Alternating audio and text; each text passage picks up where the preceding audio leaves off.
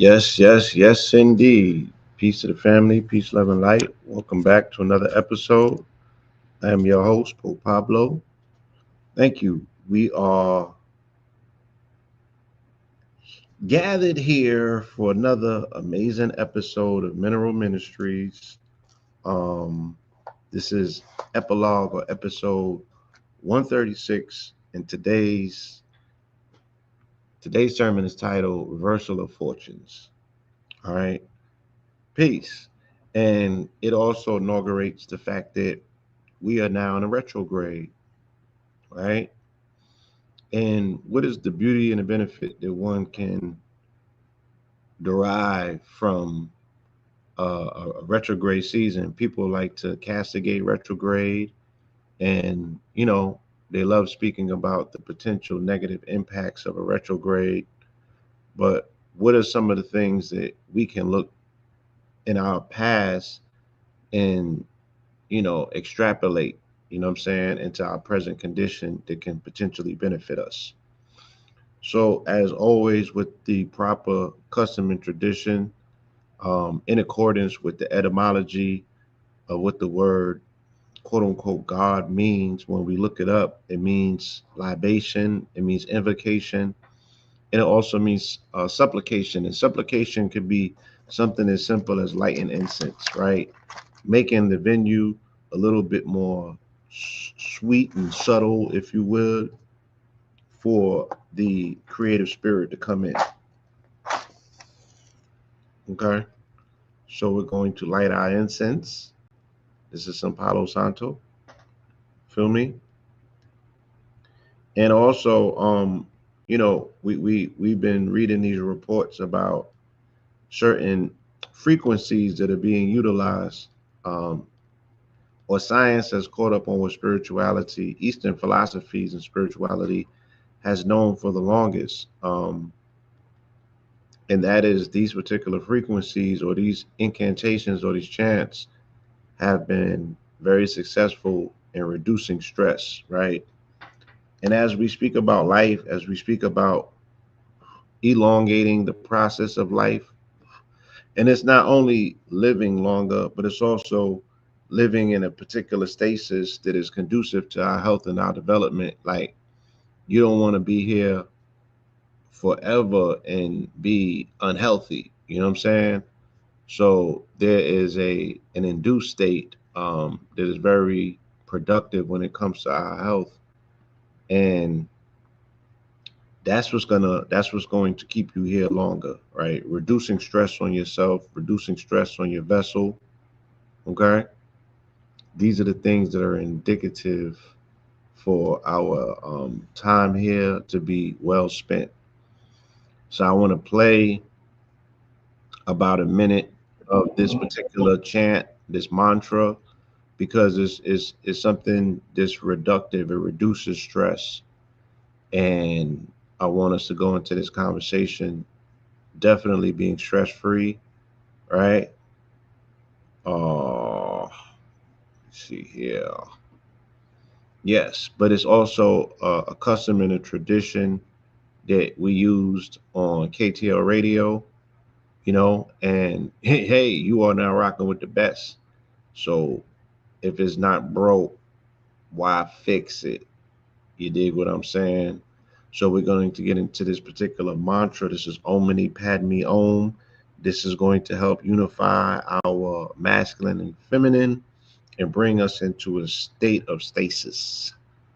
So let's take about a minute, all right, and get some of these vibes. Some of these vibes.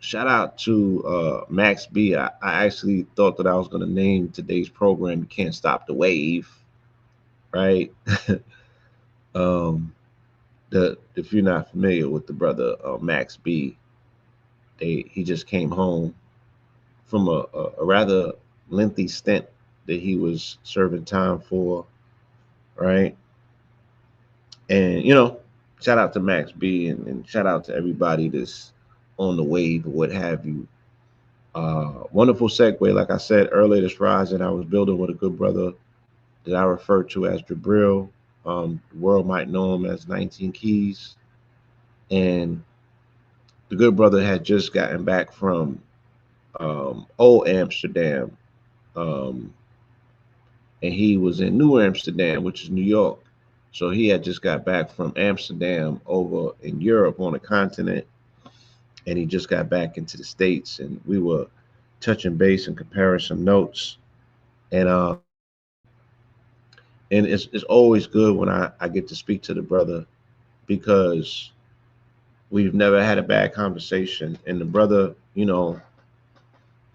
he has an amazing perspective. And I always love communicating with people that can always see the silver lining in any situation.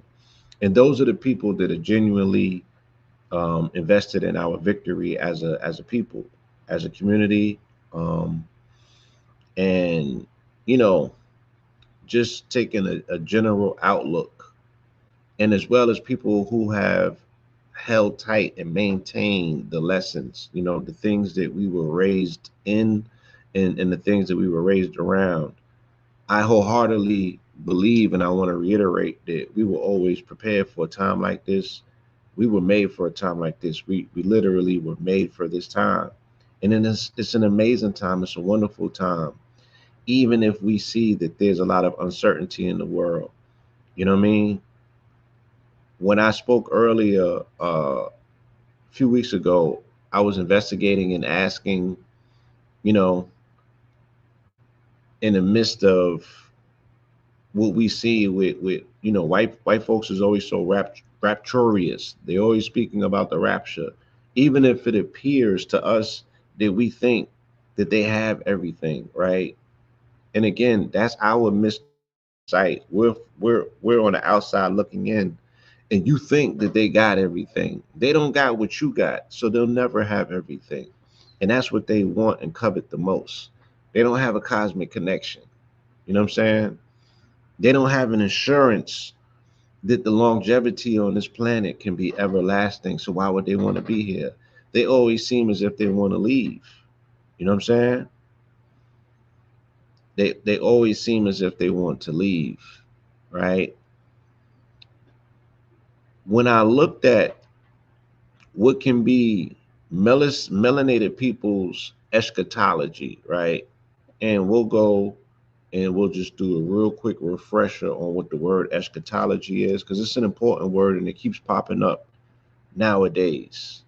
And there's reasons for that, right? So these words that won't go away, we just need to wrap our minds around them and then own them. The branch of theology that is concerned with the end of the world or humankind, a belief or a doctrine concerning the ultimate or final things, such as death, the destiny of humanity, the second coming, or the last judgment. That's from a biblical perspective. The doctrine of the last or final things as death, judgment, or the events therewith connected. And although I don't necessarily prescribe to end times, if you will, shout out to my brother King Simon. The other day on his program, I said I'm an end time prophet, not an end time. end time prophet. Um, we are here, we're in time. Our prophecies deal with things that are, you know, speaking to the day and the time that we're in. And we also give ourselves permission to project into the future. So I'm not an end time. I cannot conceive of a time when man was not, nor can I conceive of a time where we would no longer potentially be. It's just not in my mental framework to see finality, right? But as a Scorpio, I do understand resets and I do understand transference, right? Transmutation. There's a transference of energy that happens at finality, which some people call death, that is not necessarily death.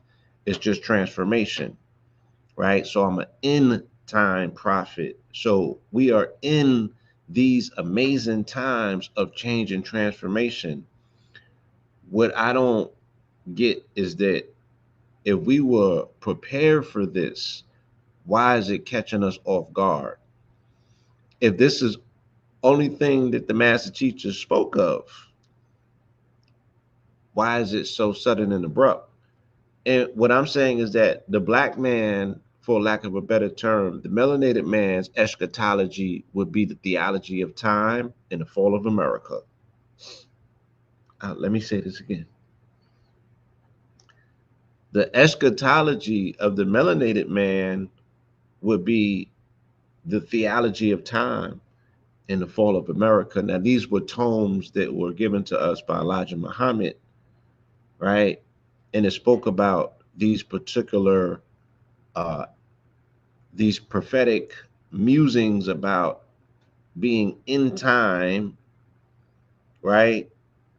And watching the end times for a particular set people or a system which will bring about the opportunity for a new age or a new day or a renewal or a rebirth or a reset. And that is where we're at right now, right? We are at a amazing opportunity, okay, to do the things that our elders and our ancestors always initially prepared us for, and that was to do for self, right? That was to be the stewards of this particular plane of existence, and that was to be the civilizers of the uncivilized, if you will. And we're living in those days, in those particular times. And what we need to do for our own mental health, what we need to do for our own mental determination, what we need to do in order to remain looking forward and not necessarily looking backwards to a degree where we get frozen in salt, like Lot's wife, right? Is that we have to remind ourselves, what information are we extrapolating from, right? What pond are you sipping from? If you're sipping from a septic well that belongs to these people that they bathe in, right? The only thing that you're going to extract from that is misery, fear, fragility, right? Their end time prophecies can't be yours. You cannot sign up and subscribe to what the trajectory of their particular quote unquote future may potentially look like, because that's not your lot, right? That's not your destiny.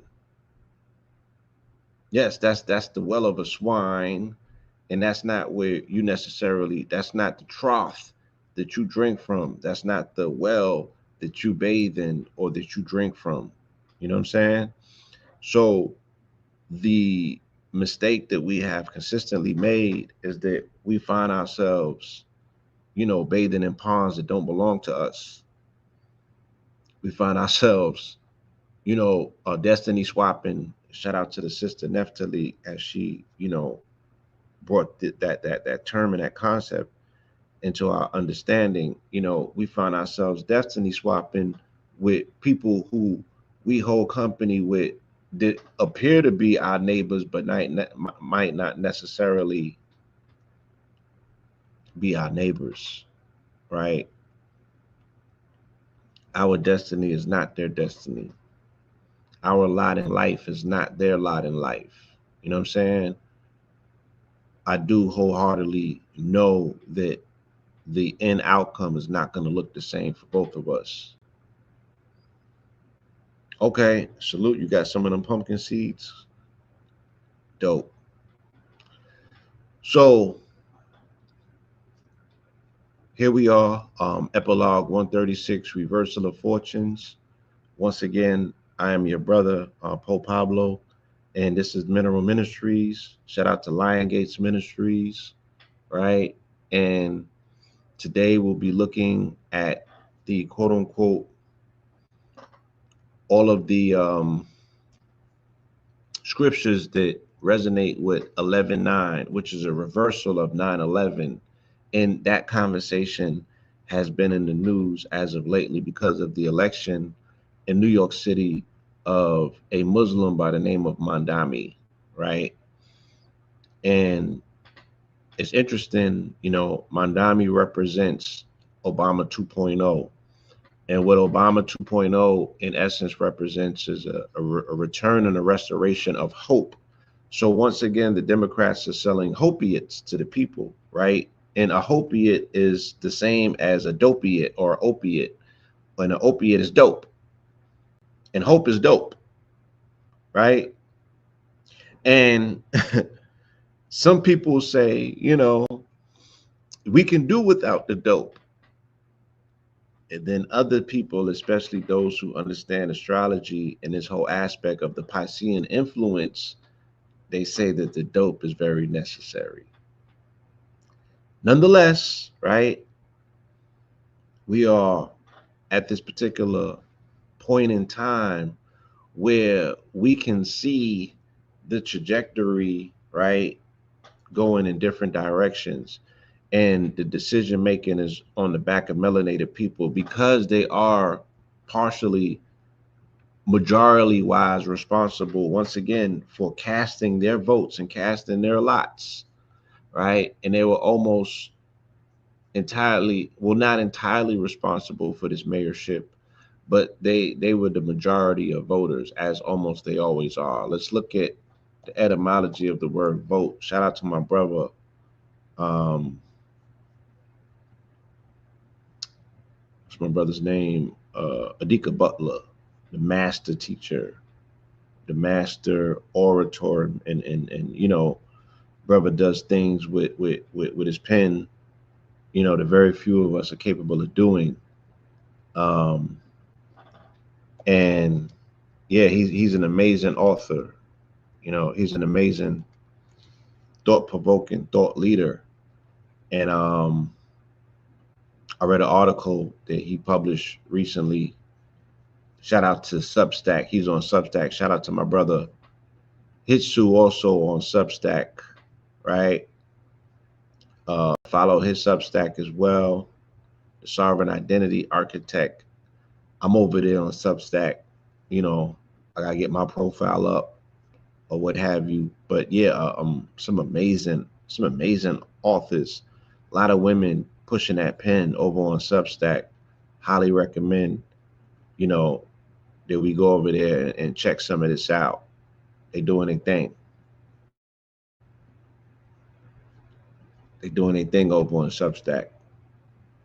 Not eschatology, meaning let's go to eschatology. No, not eschatology. We're going to an etymology dictionary. We're going to an etymology dictionary, and we're going to still look up vote, right? We're looking up the etymology of the word vote so we can get the underlying essence of what this word actually means. So we can stop hoeing ourselves. And I'm just saying, let's power to purpose. If you know specifically what it is that you're doing, then that empowers what you're doing even more so because you're being that much more intentional. And the power comes by way of the intent. And as long as we are being clear about our intentions, then that is maximizing what it is that we're doing.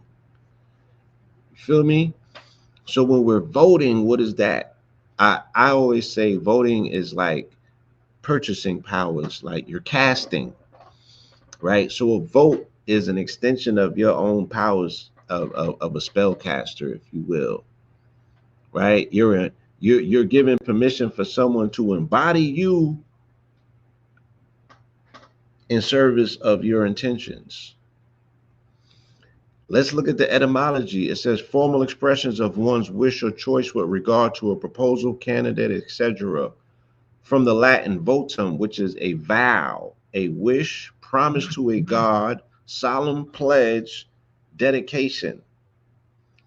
Noun use of the neuter votis, past particulate of volere, to promise, to dedicate, right? So it's a vow. It's a vow.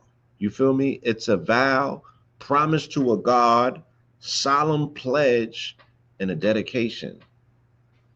Okay? It holds some weight. They love saying it, granted, they say that it's a ritual. What's not a ritual? Right? Yes, so a vote is to cast a lot, right? And a lot is a spell, right? So you're casting lots. And our people have been the ones doing that successfully, right? And we're casting lots, and the results of our casting, we're not molding our cast specifically to serve us, almost like how a golem would. And I don't I don't want to speak about politicians in that regard, but that's what a politician is, right? I asked the other day on live, and this was for the people that are still showing up, to work, that are not getting paid. And I look at them rather like heroes. And somebody said, well, what if we look at them like hoes? Because they're being pimped by a system, and they're perpetuating the pimpery of the system by just not unplugging and walking away and saying enough is enough, but still showing up in service to humanity by their bleeding hearts. This is what they call liberals, right? Because Republicans wouldn't do it. Only bleeding heart liberals would. And majority of our people that are getting duped in the process are the ones that show up for service. They're not going to get paid. So do we heroes, or do we look at them as hoes?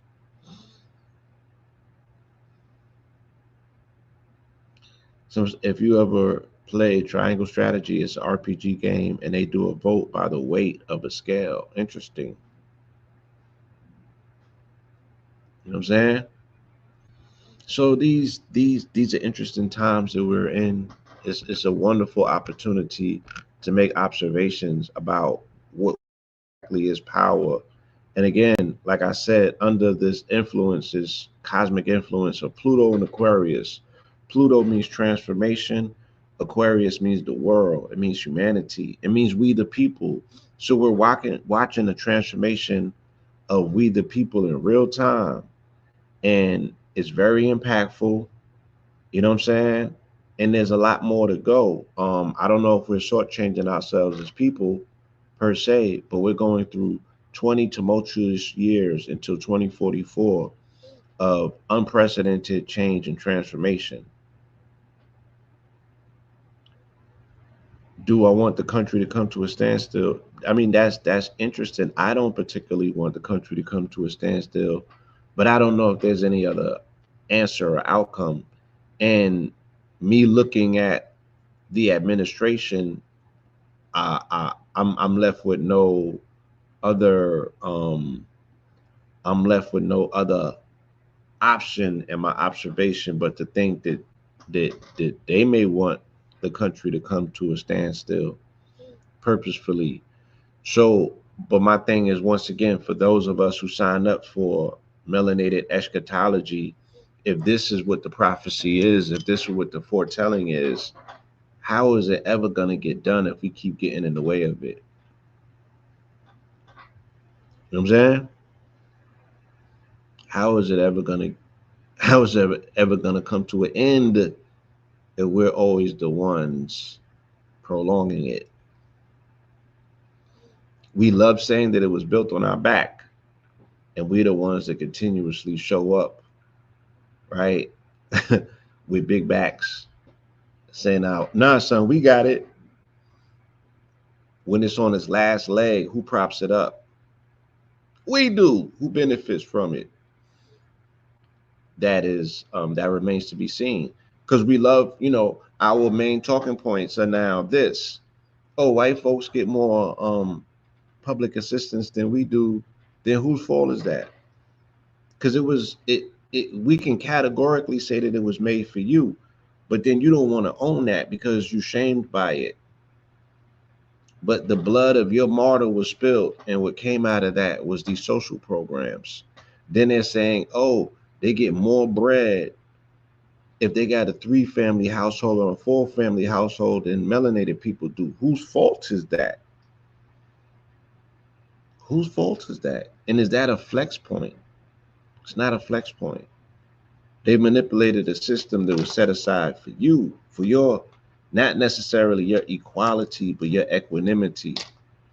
You know what I'm saying?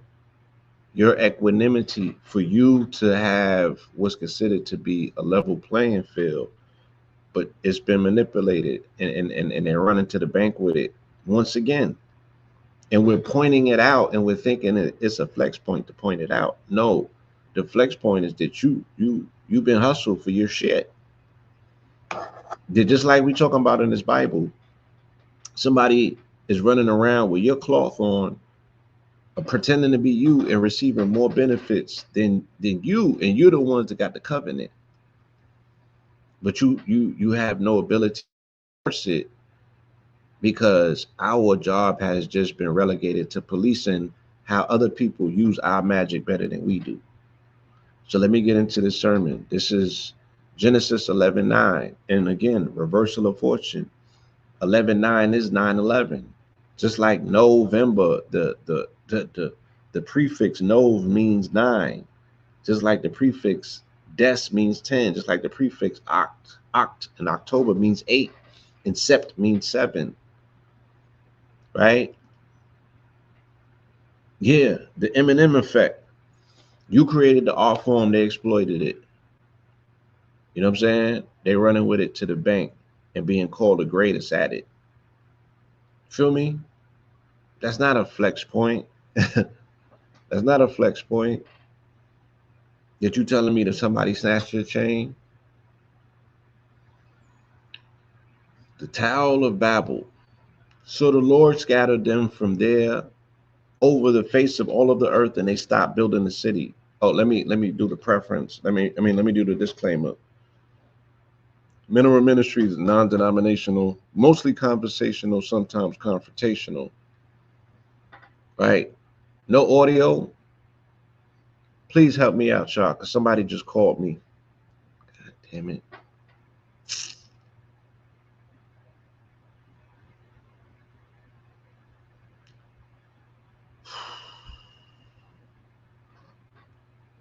Somebody straight. Mm, mm, mm. All right, I gotta start again. God damn it.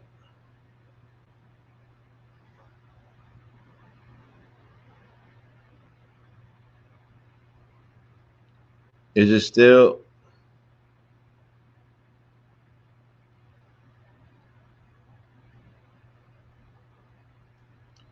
Is it? Yeah. Shout out to the YouTube family. I'm speaking Instagram family. Somebody called me and knocked the audio out over here. Instagram, do y'all still? I'm still no audio. Still can't hear me. That's so unfortunate. All right. Yeah. My bad, y'all. They man, that's so crazy. That's so crazy. That's so unfortunate. I gotta do this over again on Instagram. I just don't wanna I don't wanna delete what I recorded so far. So just give me a second. Yeah, YouTube is straight. Shout out to the YouTube family. Let me just get them real right real quick. My apologies, y'all. I'm gonna get with it.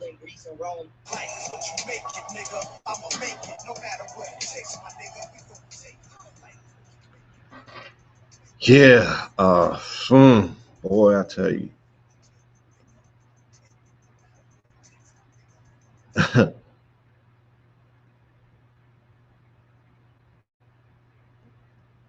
right, do D&D.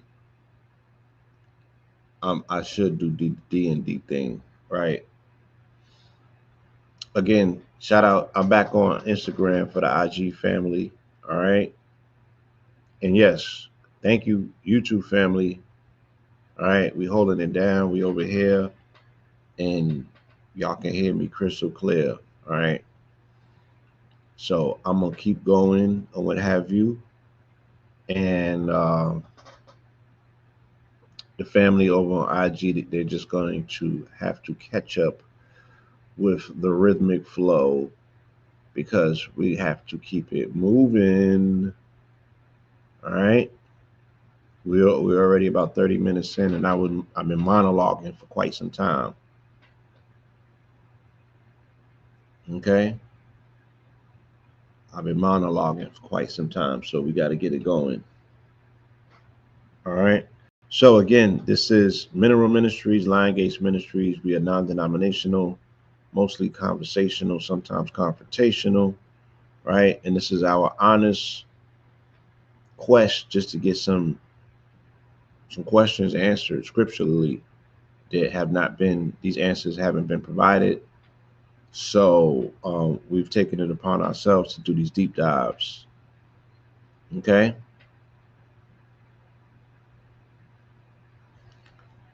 Uh Genesis. Yeah. Oh, they hating over there. I'm sorry.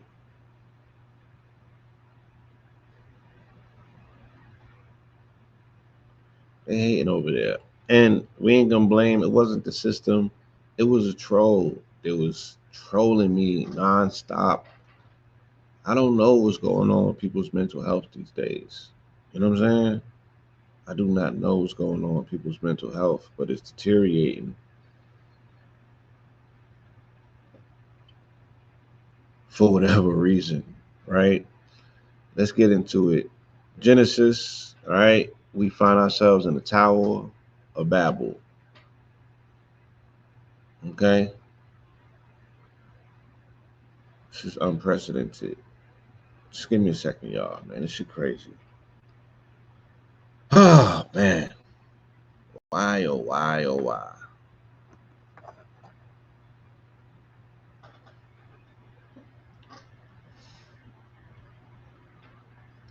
So the Lord scattered them from there over the face of all of the earth, and they stopped building the city.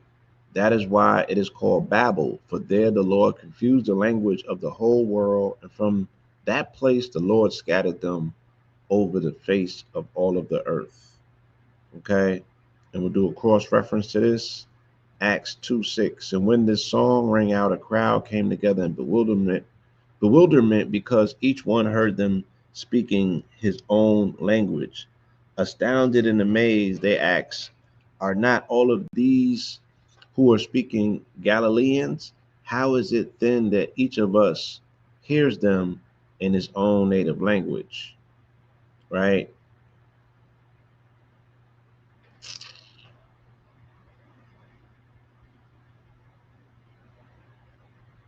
Oh, they really hating over there. They are really hating, which is not cool at all. Oh man, give me 1 second, y'all. Give me 1 second. Why, oh, why? Mineral Ministries, episode 136, part 2. Stop hating. Yes, we're going to rebuke them and we're going to keep it moving for part 2. Let's get right back into Genesis. So, the Tower of Babel is the particular scripture that coincides with Genesis. This is how 11:9 opens up, speaking about the Tower of Babel. And, one of the main things that we are being impacted by as a people is mistranslation, miscommunication, lack thereof, right? Or people attempting to interpret things that they don't necessarily understand, right? Or us getting falsified interpretations of scripture because of the transliteration when they put it into when they change it from Aramaic to Greek, when they change it from Greek to Latin, when they change it from Latin to English, it's losing its substance. It's losing something. It doesn't have the same effectiveness. It doesn't have the same bite. You know what I'm saying? For whatever reason, you know, man, what the heck? Whew.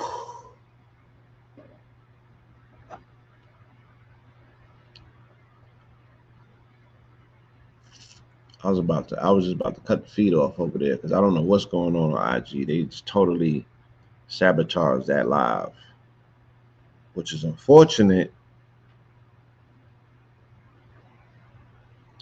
Revelation 17:15. Then the angel said to me, the waters you saw where the prostitutes were seated are peoples and multitudes and nations and tongues. You know, that's very deep. Um, this whole aspect of people speaking different languages and miscommunication, you know, but language being one of the main barriers when the colonizer comes, you know, they tear people's tongues out, you know, figuratively and literally, because if they could compromise the communication, then they can reprogram a people. They can denude you of your history. A lot of these things take place when communication is compromised, right?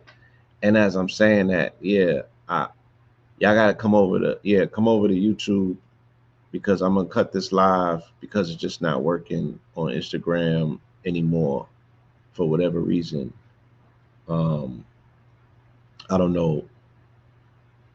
I don't know what's going on over there, but it's no longer working. So we gotta do away with that and keep it moving. Unfortunately, yes, and we are in retrograde is one of the reasons that we named this program today Reversal of Fortunes. But we don't want to capitulate to what the curse of retrograde is. We want to definitely stand on top of this energy, right? You know, it was going great. It was all good just a minute ago, but nonetheless, here we are. So let's keep it moving. Let's keep it moving, y'all. We're in Exodus 11:9. The plague on the firstborn foretold. And all of these officials of yours will welcome and bow before me, saying, go you and all of the people who follow you. After that, I will depart. And hot with anger, Moses left Pharaoh's presence. The Lord said to Moses, Pharaoh will not listen to you, so that my wonders may be multiplied in the land of Egypt. Moses and Aaron did all of these wonders before Pharaoh, but the Lord hardened Pharaoh's heart so that he would not let the Israelites go out of his land. And we spoke about this in previous classes, and we'll reiterate it. You know, in that regard, was it Pharaoh's fault?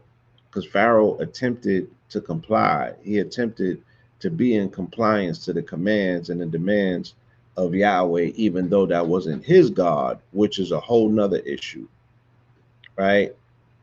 Because if it was not his God, where were the Commissions able to extract so many wonders from? And I'm not just speaking about the things that they built. I'm speaking about the abundance that they were able to live in, not just riches. They were able to feed their people and other people's people. They were able to safeguard and take care of the children of the Most High when the Most High can no longer tend to them or care for them. How did the land of Israel fall into famine, but Kemet was in abundance, right? So I mean, these can be philosophical questions and issues or what have you, but it's almost like it again. I'm when I'm reading this stuff, I'm coming across gaslighting, and I'm like, this sounds like galactic gaslighting on a whole nother level. Feel me? And it's giving me Trump, like the way that he gaslights other nations and what have you. And even if they want to comply, he only wants to embarrass them and take what they have or destroy the things that they have created that he's jealous of. Yes, it's entrapment, and these weird behaviors that we look at, is not giving big dog energy. You know what I'm saying? It's not giving big dog energy.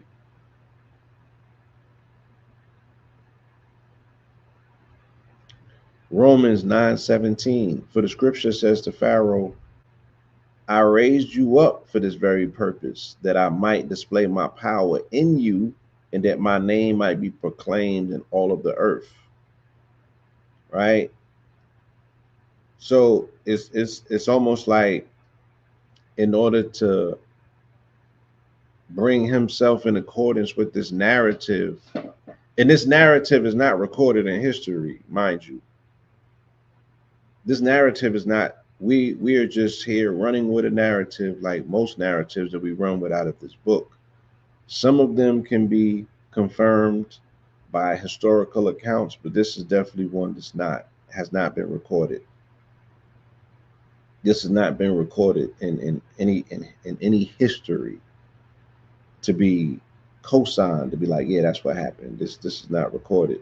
So it's almost like, in order to compare themselves to what was going on in Kemet, in order to get on equal footing, they had to hate on them, and they had to castigate them and demonize them to a degree where they can find, once again, equanimity in a story that existed without their existence.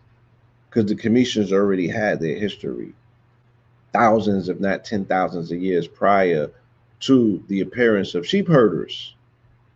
No disrespect. Leviticus 11:2, 11:9, clean and unclean animals.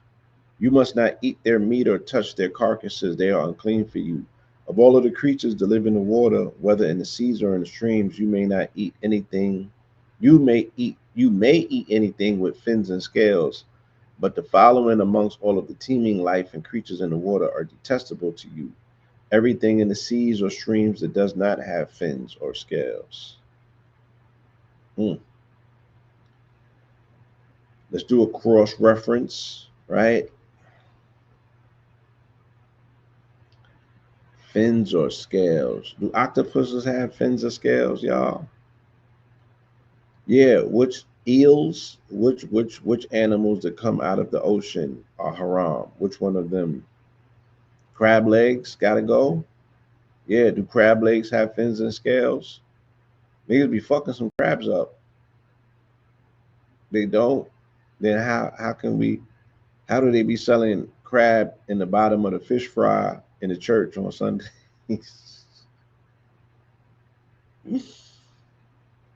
Man, oh man.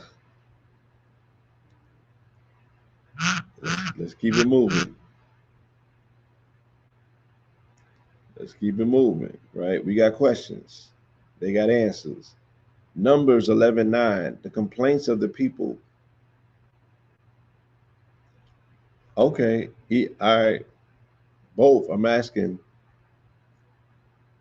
Crabs don't have fins or scales on them either, but neither do octopus. So what we doing here? Cockroaches of the sea. Do shrimps have fins or scales? Okay. Same. Shellfish don't have fins or scales. I'm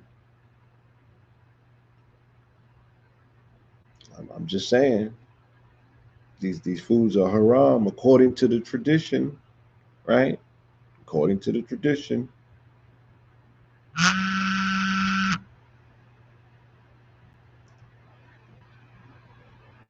Peace, God. I'm doing my sermon. I'll hit you back. All right.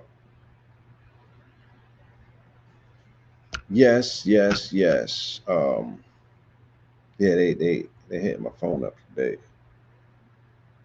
Bottom feeders, right? But once again, we we're gonna show some grace and not go too hard. Somebody said it's the Old Testament. And once again, do you throw out everything that goes with the Old Testament, right? Herein lies the problem. Herein lies the issue. Uh, Moses was responsible for the dietary law. When quote unquote Jesus comes in the New Testament, there's things that he changes with his new covenant. And one of the things that they said, uh, the changes that were made was the Mosaic law in terms of dietary, right? Or things that are kosher versus non-kosher. You know, I'm not gonna get into it, but yeah, everybody doesn't obviously prescribe to that for whatever reasons, right? Um,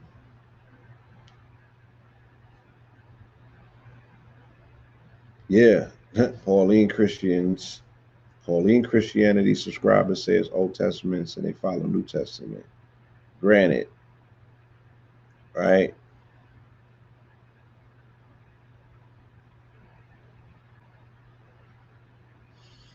The complaints of the people in Numbers 11:9. The people walked around and gathered it, ground it on a hand mill or crushed it in a mortar, then boiled it in a cooking pot or shaped it into cakes.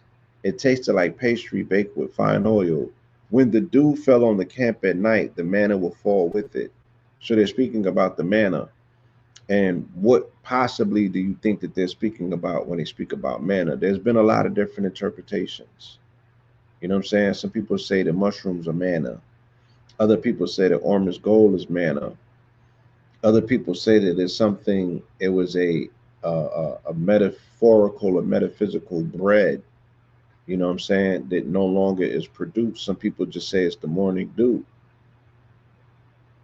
right? There's so many things that people say or what have you. What do you guys think manna is? The people walked around and gathered it, ground it on a hand mill or crushed it in a mortar, then boiled it in a cooking pot or shaped it into cakes. It tasted like pastry baked with fine oil. When the dew fell on the camp at night, the manna will fall with it, right? So manna in the form of spores, right?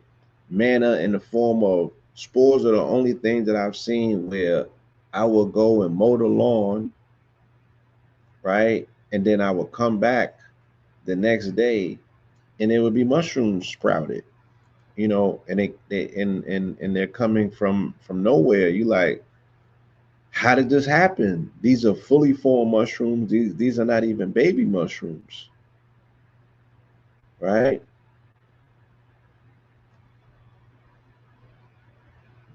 What's the etymology of manna? Let's look it up. Old English borrowing from late Latin manna, from Greek manna, from Hebrew man, probably literally substance exuded by the tamarisk tree, but used in Greek and Latin specifically with reference to the substance miraculously supplied to the children of Israel during their wandering in the wilderness. The Hebrew word often is referred to man, a gift, meaning spiritual nourishment, is attested from late 14th century. Generalized sense of something provided unexpectedly is from the 1590s, right? So they're saying, the etymology of it from the Hebrew comes from man. And interestingly, if you look at fungus, fungus is the particular organism on the planet that is between man, the kingdom of the human kingdom, if you will, and plant kingdom, because a fungus is neither or, but it's in the middle of it, and it would be the nearest thing to us as an organism on the planet would be fungus. Interestingly enough, right? And it's hella old, and I'm interesting. I would be interested to know, like, because they don't speak about mushrooms throughout the Bible. We just hear about manna. Why wouldn't they ever speak about mushrooms? And there's an entire book on this that I read back in the day called The Sacred Cross. right?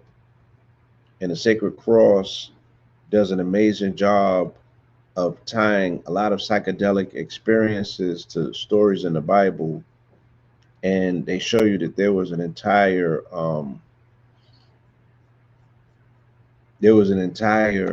priesthood,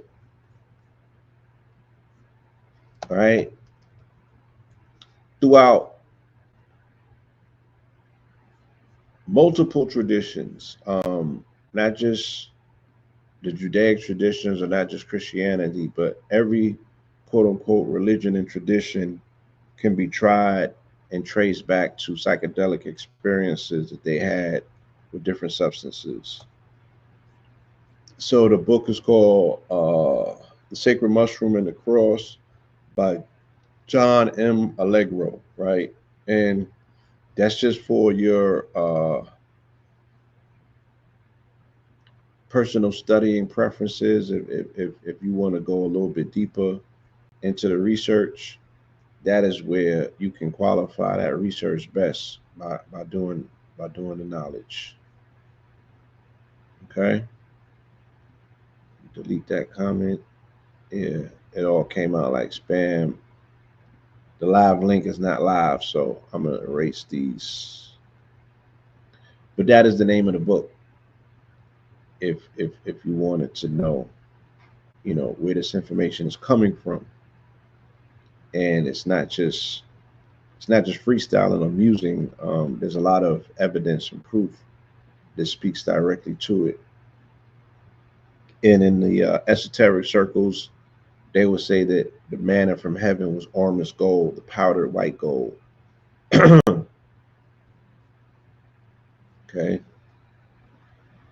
let's go to the next one.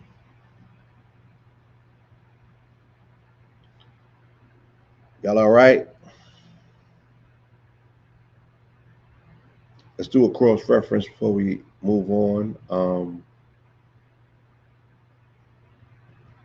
Exodus 16:4. Then the Lord said to Moses, behold, I will rain down bread from heaven for you. Each day the people are to go out and gather enough for that day. In this way, I will test whether or not they will follow my instructions. Okay. Exodus 16:14. When the layer of dew had evaporated, there were thin flakes on the desert floor, as fine as frost on the ground. When the Israelites saw it, they asked one another, what is it? For they did not know what it was. So Moses told them, it is the bread that the Lord has given you to eat. And I guess maybe that's where some of the ormus comparisons come from, because ormus can be found like in Utah, where they have an equivalent to what's considered to be the Dead Sea that they have over there.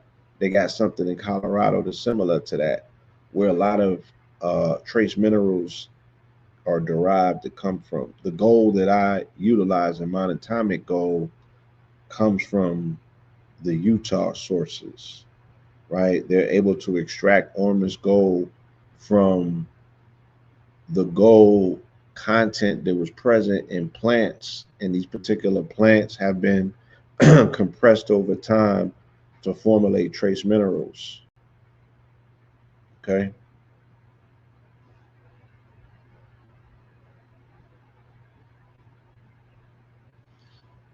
Deuteronomy 11:9, God's great blessings. You shall therefore keep every commandment I am giving you today, so that you may have the strength to go in and possess the land that you are crossing the Jordan to possess. They're speaking about Palestine. And so that you may live long in the land that the Lord swore to your fathers to give them and their descendants, a land flowing with milk and honey. For the land that you are entering to possess is not like the land of Egypt, from which you have come, where you sowed your seed and irrigated on foot like a vegetable garden. Mm. Cross reference to the double book Airbnb. Exodus 3:8. I have come down to rescue them from the hand of the Egyptians and to bring them up out of that land to a good and spacious land, a land flowing with milk and honey. the home of the Canaanites, Hittites, Amorites, Perizzites, Hivites, and Jebusites. God damn. There was a lot of people that was already in the overflowing land of abundance. And then here comes a whole nother person that was promised all of that land. What you supposed to do with the people that was already there?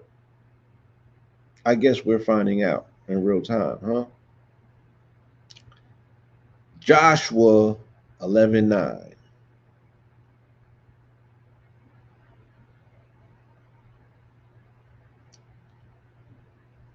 Conquest of the northern cities. And the Lord delivered them into the hand of Israel, who struck them down and pursued them all the way to greater Sidon and Mizrephoth Maim, and eastward as the valley of Mithpah. They struck them down, leaving no survivors. Joshua treated them as the Lord had told them. He hamstrung their horses and burnt up their chariots. At that time, Joshua turned back and captured Hazor and put his king to the sword, because Hazor was formerly the head of all of these kingdoms. Right? So they was running down. They was spinning the block.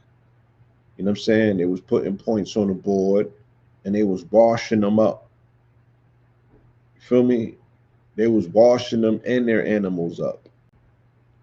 No mercy whatsoever. And this was told to them by God, right? That was some hella loud they was hitting. Deuteronomy 7:2. And when the Lord your God has delivered them over to you to defeat them, then you must devote them to complete destruction, make no treaty with them, and show them no mercy, right? So they go from thou shalt not kill and to love thy neighbor to when you wash them up, wash their children, their women, their animals, and no blade of grass should be left standing. And we wonder why, right? That we're seeing the things that we see around the world in the name of God. And it don't just play in Palestine like that. We're seeing it everywhere that ancient, antiquated, melanated specific people are at that they say is the cradles of civilizations. Let's take a look. Palestine, of course, Sudan, Congo, Ethiopia, Eritrea, okay? Um, all the way, if you fast forward and even come over here to this continent, right? You see it, you see it, you see it. Feel me? There has to be a deeper introspective reason that we're seeing the things that we're seeing. Okay, let's do a cross reference, then we'll keep it moving. Moses replied, oh, this is Numbers 32:20.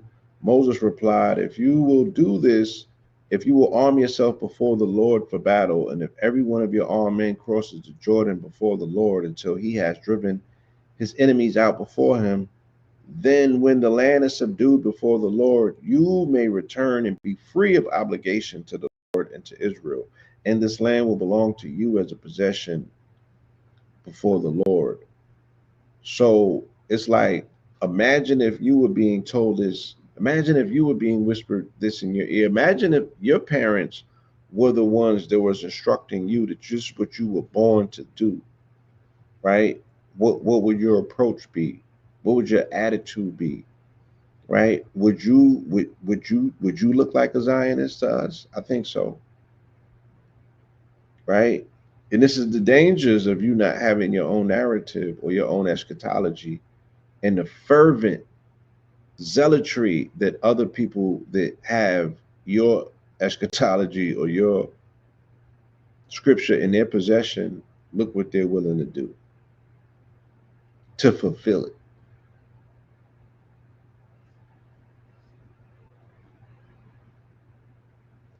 Saul defeats the Ammonites. This is 1 Samuel's 11:9. And when Saul numbered them at Bezek, there were 300,000 Israelites and 30,000 men of Judah, of which they, again, always made a distinction. Right? So, which one are you, family? Are you the people of Judah or are you the Israelites? Because them is two different people. They're two different people. So they said to the messengers who had come, tell the men of Jabesh Gilead, deliverance will be yours tomorrow by the time the sun is hot. And when the messengers relayed this to the men of Jabesh, they rejoiced. Then the men of Jabesh said to Nahash, tomorrow we will come out and you can do with us whatever seems good to you. Nah, fam. Nah, that ain't what's up. Judges 21:8 as a cross reference. So they asked, which one of the tribes of Israel failed to come up before the Lord at Mizpah? And in fact, no one from Jabesh Gilead had come to the camp for the assembly. For when the people were counted, none of the residents of Jabesh Gilead were there. So the congregation sent 12,000 of their most valiant men and commanded them, go and put the sword to those living in Jabesh Gilead, including women and children. So what's good for the goose is good for the gander, right? What I'm like is if this was in scripture in the Old Testament, right? So this is BC times. If this is how God got down in antiquity, and the nearer to his origins are, the purer he is. If this is what he was doing back then, right? Then why are we such up in arms by what we see him doing or commanding his people to do today?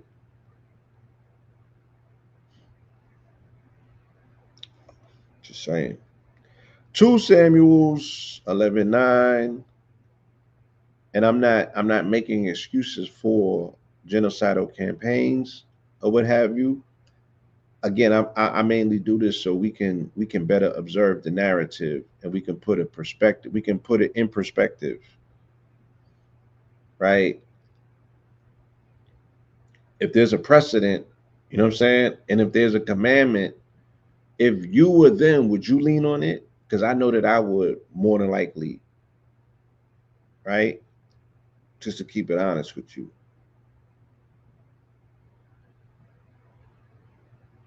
Anyway, 2 Samuel's 11:9. David and Bathsheba. Then he said to Uriah, go down to your house and wash your feet. So Uriah left the palace, and a gift from the king followed him. But Uriah slept at the door of the palace with all of his master's servant. He did not go down to his house. And David was told, Uriah did not go home. Haven't you just arrived from a journey? David asked Uriah, why didn't you go home? So this is David lining up his competition.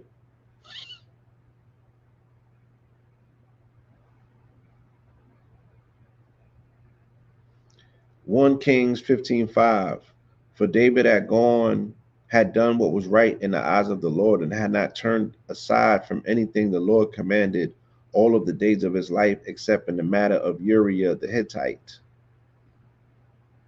Right? So David saw a woman that he wanted and she was married, right? He observed Bathsheba when she was taking a bath, and he lined up her husband and sent him to the front lines of war to get him clipped so he can get the booty.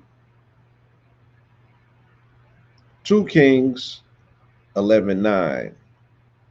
Joash anointed king in Judah. You must surround the king with weapons in hand, and anyone who approaches the ranks must be put to death. You must stay close to the king wherever he goes. So the commanders of hundreds did everything that Jehoiada the priest had ordered. Each of them took his men, those coming on duty on the Sabbath and those going off duty, and came to Jehoiada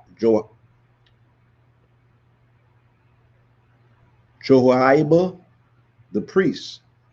Then the priest gave the commanders of hundreds the spears and shields of King David from the house of the Lord.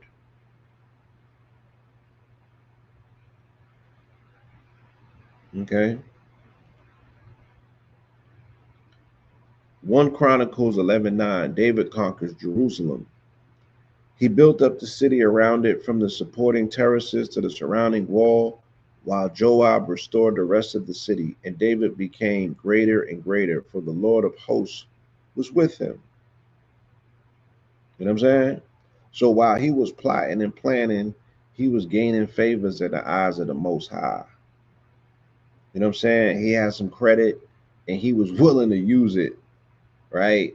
For his desires, which were based on his sexual wants. Very scorpionic, right? And it leads directly into his son Solomon. We'll catch up, trust me. 1 Samuel 16:13. So Samuel took the horn of oil and anointed him in the presence of his brothers, and the Spirit of the Lord rushed upon David from that day forward. Then Samuel set out and went to Ramah. 2 Samuel 3:1, right? Now the war between the house of Saul and the house of David was protracted, and David grew stronger and stronger, while the house of Saul grew weaker and weaker. And again, I really think that it's worthwhile that we make this observation. And one day I might do a program called A Revenge of Saul, because what no one ever points out is that Saul is the name in Greek, or Saul is the name in Roman, if you will, or let's just say Greek, but in Hebrew is Paul. So Paul shows up as Saul later on in the New Testament, and Saul gets his revenge because David takes the throne from Saul in the Old Testament and becomes a progenitor of the bloodline that ultimately will birth a quote unquote Christ. But then Saul comes later on as Paul and creates a version of a religion based on this particular bloodline, but makes it all of his own or all for Rome. And that is what's called Christianity today. It's a religion about Christ that has nothing to do with Christ. It wasn't formed by Christ. It wasn't made by Jesus. It wasn't necessarily put into motion by him. It wasn't called, he never called it Christianity, right? Paul did. After he becomes Paul from transforming Scorpio from Saul on the road to Damascus, and then he reappropriates what Jesus's brother James is doing with his apostles and his pack of followers, and he creates a form of religion called Christianity. So that was the revenge of Saul. That even though David took Saul's trajectory, he took his swag in the Old Testament. Yes, Saul gets reiterated as Saul of Tartar in the New Testament, and they swagger jack the entire religion from him. Tarsus, my bad. Paul of Tarsus. And Tarsus is a location, I think it's either in Syria or Turkey, or on the border of both. Now I'm gonna do a cross reference. 1 Kings 12:27. If these people go up to offer sacrifice in the house of the Lord at Jerusalem, their hearts will return to their Lord, Rehoboam, king of Judah. Then they will kill me and return to Rehoboam, king of Judah.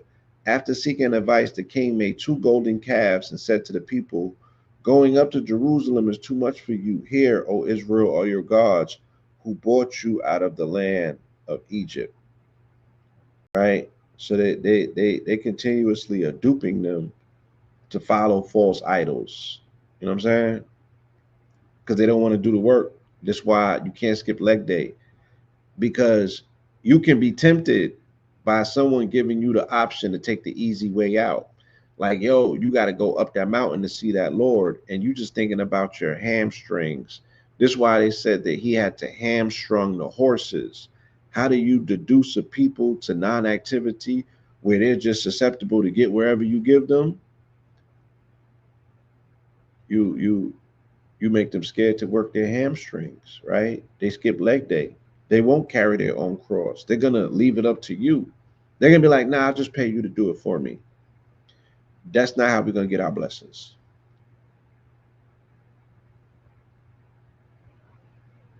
That's not how we're not gonna retain our blessings. There has to be a sacrifice. Can't skip leg day, right? Because it's gonna be called upon you to carry your cross up, up that mountain, Calvary. Okay? Don't ascribe nobody to do it for you, or you will never reap the rewards of that sacrifice. They will on your behalf. And that's what we're looking at.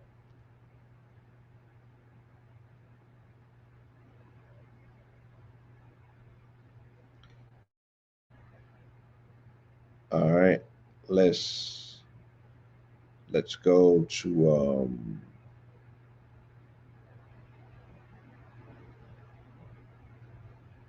let's go to the next one. Job 11:9. Zophar rebukes Job. They are higher than the heavens. What can you do? They are deeper than Sheol. What can you know? Their measure is longer than the earth and wider than the sea. If he comes along to imprison you or convenes a court, who can stop him? Um, so this is Zophar rebuking Job, and Job is um, Job is lamenting about his disfavor for God, who originally blessed him with multitudes and plentiful. You know what I'm saying? And then he went sour on him and became the biggest hater.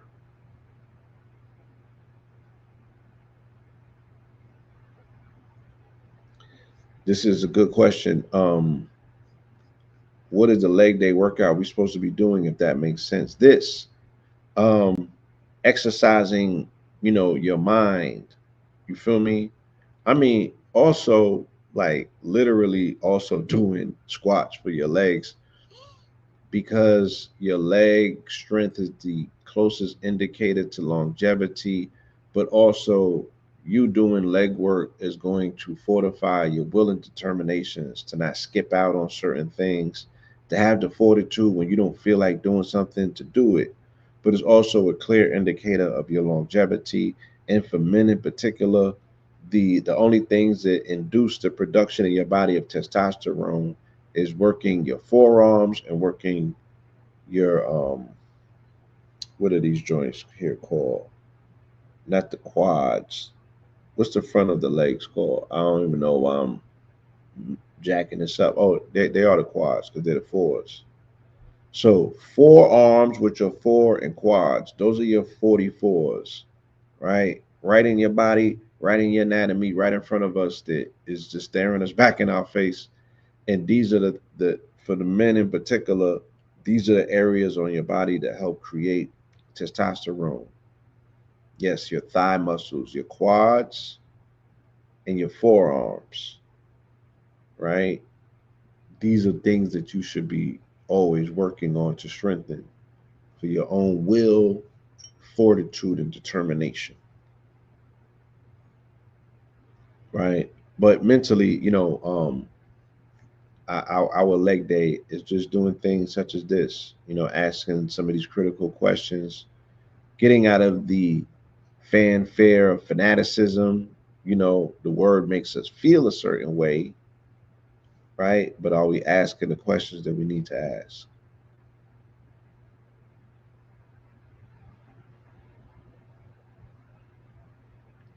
Let's go to the next one. Proverbs 11:9. Dishonest scales. Yeah.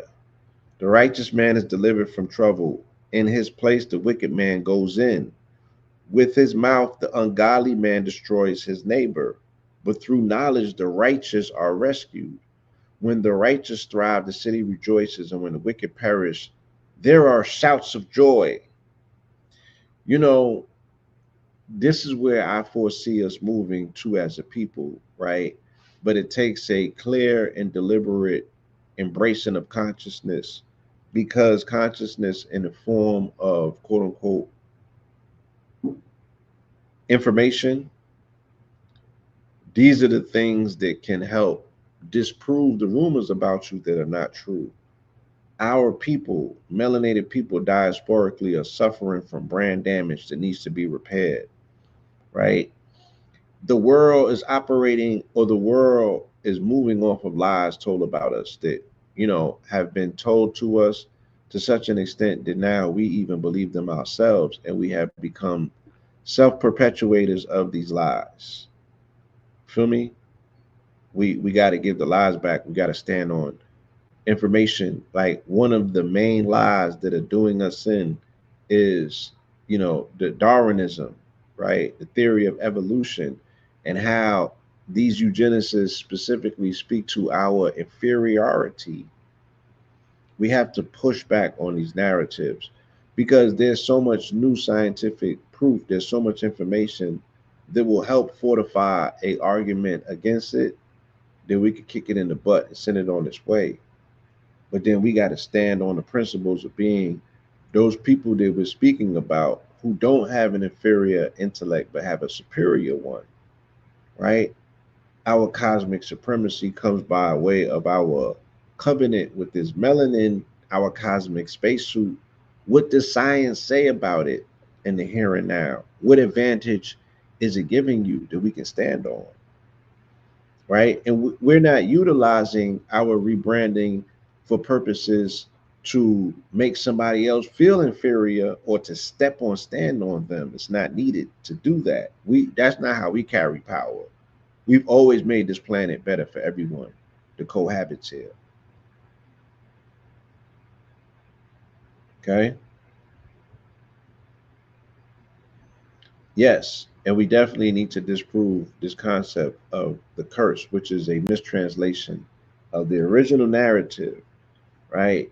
People have been moving off of mistranslations as it pertains to us, and we've been wearing it like beasts of burdens. We got to give it back. We got to give it back. James 3:6 as an amazing cross reference to what we're speaking about. The tongue also is a fire, a world of wickedness amongst the parts of the body. It pollutes the whole person, sets the course of his life on fire, and is itself set on fire by hell. That's deep. That's deep. So this is the tongue being a double-edged sword, because again, us being made in the image of our creator, you have the ability to incant and to create with tonality, with, you know, at first it was not just the word, it was the sound. And sound is responsible for vibration, and vibration is what matriculates form into existence. So we have that opportunity and the ability to create as well, as creators, as co-creators, as, small creators, as opposed to the big C. You got the small C, the big C, you know what I mean? But that tongue, yes, the power of life and death is in it. So you have to yield that sword very carefully, or you can literally cut yourself and bleed out to death. You feel me? Yes, that's why the vocation of music is the very top tier. When they look at the Masonic chart, there's something called the 7 steps of the liberal arts, right? And this is all masonry. This is what the Masonic liberal arts are based upon, the quadrivium, right? And at the very top of that peak of the 7 liberal arts is music, because music brings all of those principles together in a beautiful way. Um, it combines all of them together. You know what I'm saying?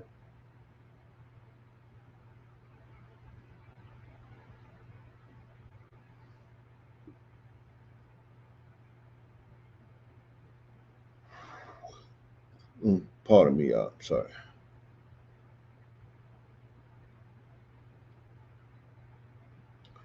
Astronomy is at the top, but you get it. Music is, yes. Music is, at the pinnacle point,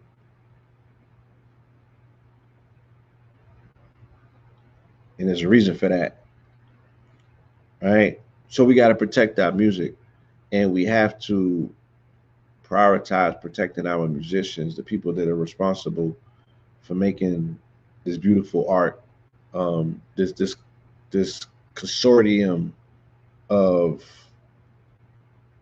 of art and science, the beauty of it, right?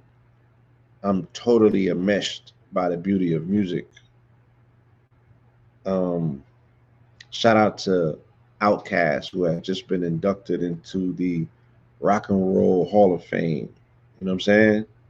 Thank you to my father, Mr. Moreland, for raising me in a household of jazz. I was fighting it. I was fighting it as a child. Ooh, I was fighting it. You know what I'm saying? Because he was hating on hip hop, and I didn't like the juxtaposition. Because I'm like, I'm supposed to listen to this jazz, nigga. And jazz taught me a lot, and I'm able to appreciate it a whole lot more at this phase and age of my existence than I was as a youngster. So I'm appreciative. Thank you, Dad.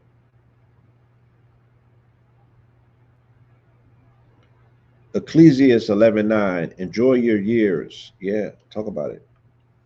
So if a man lives many years, let him rejoice in them all, but let him remember the days of darkness, for they will be many. Everything that come is futile. Rejoice, O young man, while you are young, and let your heart be glad in the days of your youth.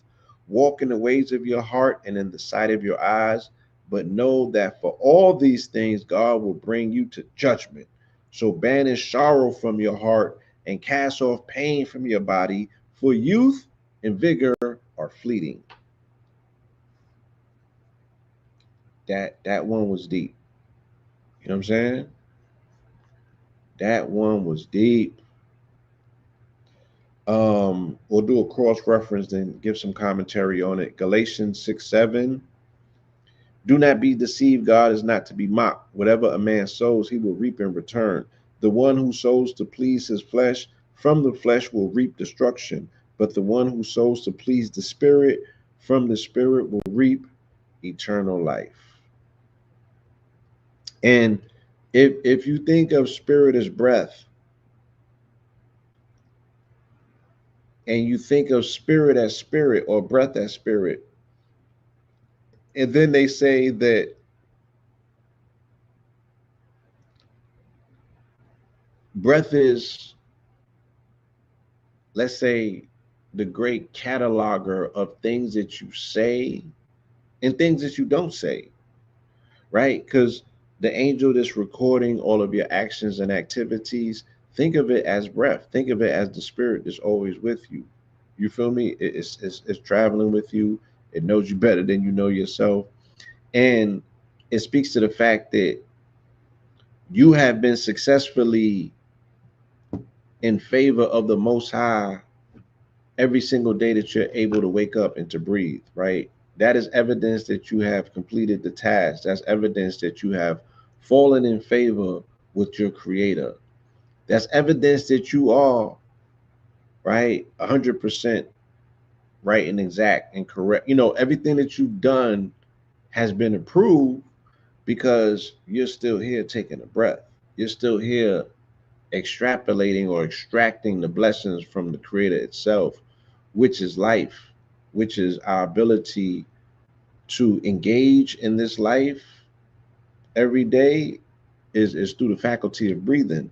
The day that you stop breathing is the day that you have, you failed. You've given up the ghost, right? You've fallen out of favor, if you will. And that just means you have just been selected to be leveled up for another experience. You know what I'm saying? I don't feel that any of it is negative. I'm not speaking about it in those. terms. So for those of us who have lost family members who are near and dear to us, if I could offer some words of solace, know that those ancestors are in transitional periods and their time here has been used in a way in which will be best serving to phase two of their existence. And that phase two of their existence could be phase 2 million. We don't know how long they've been here doing this. You know what I'm saying? But it's a continuum, and you too will volunteer for it. And you too have volunteered for it because you're in the cycle. The evidence of it is that you tapped in and you here now. So you came from somewhere, and to there you're going back. Why be afraid? Why have trepidation? Right? Why? Why? Why? The reversal of fortunes. You're going back to from whence you came to go forward. Okay? Enjoy your years. Enjoy your years while you're here. And I want to get into I've been doing things in this present day with my physical form that has helped my biological age. I don't I don't want to come across like I'm stunting. And there's other areas of my life that I need work on. So if I get one thing right, that don't mean I'm 100% right. I'm still working. I'm a work in progress. But I have been able to marry myself to repetition. I've been able to marry myself to consistency. And the other day, when I was on the digital scale, they told me that my biological age is 40. Now I'll be 50 in my chronological age next Friday.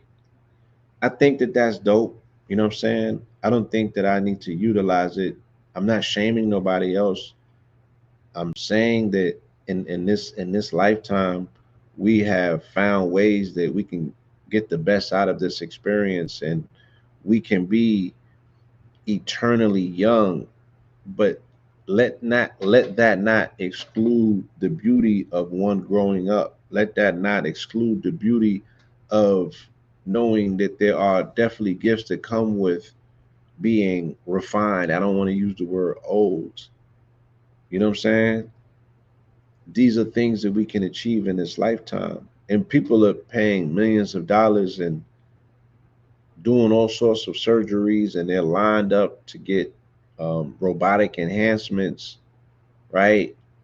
In order to achieve the things that we can do ourselves if we're willing to go into the gauntlet and say, I want to transmute pain into pleasure. But in order to do that, I have to go through pain to get there, right? So I had to develop a different philosophy altogether on what pain felt like, on what being, you know, not necessarily, you know what I'm saying, being all the way up initially, sacrificing to get there, to get the things that you want out of life.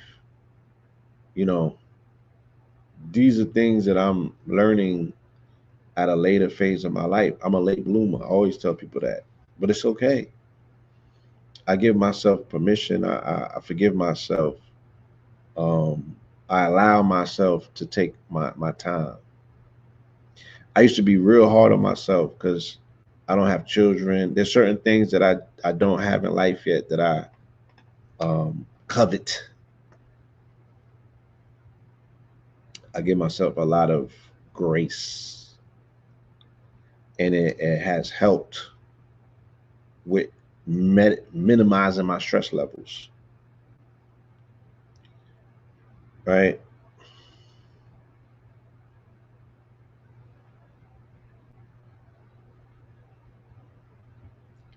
Let me move forward. Um, Isaiah 11:9, the root of Jesse. The infant will play by the cobra's den, and the toddler will reach into the viper's nest.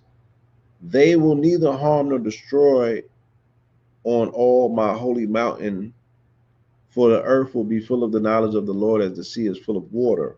On that day, the root of Jesse will stand as a banner for the peoples. The nations will seek him, and his place of rest will be glorious.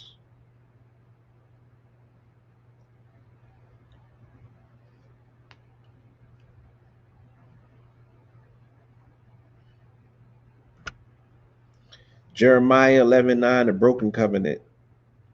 Yet they would not obey or incline their ears, but each one followed the stubbornness of his evil heart. So I brought on them all of the curses of this covenant I had commanded them to follow, but they did not keep.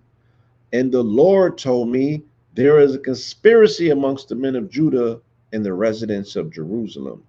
Again, always making a distinction. They have returned to the sins of their forefathers who refused to obey my words. They have followed other gods to serve them. The house of Israel and the house of Judah have broken the covenant I made with their fathers. Right? Always making a distinction. Jeremiah 5:26 as a cross reference. For amongst my people are wicked men. They watch like fowlers lying in wait. They set a trap to catch men.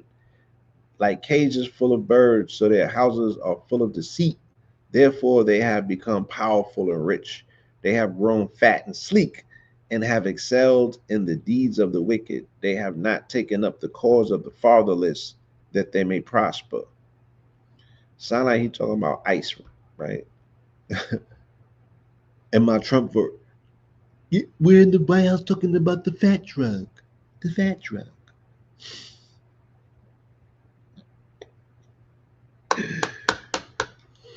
Your president is something else. Ezekiel 11:9. Evil in high places. Yes. You fear the sword, so I will bring the sword against you, declares the Lord God. I will bring you out of the city and deliver you into the hands of foreigners, and I will execute judgments against you. You will fall by the sword, and I will judge you, even to the borders of Israel. Then you will know that I am the Lord. Yeah, he got smoke. He got smoke for somebody underneath his house. Somebody under his roof done pissed him off. Who you think it could be? Jeremiah 24:9 as a cross reference. I will make them a horror and an offense to all of the kingdoms of the earth, a disgrace and an object of scorn, ridicule, and cursing wherever I have banished them. And I will send against them sword and famine and plague until they have perished from the land that I gave to them and their fathers. Who could he be talking about?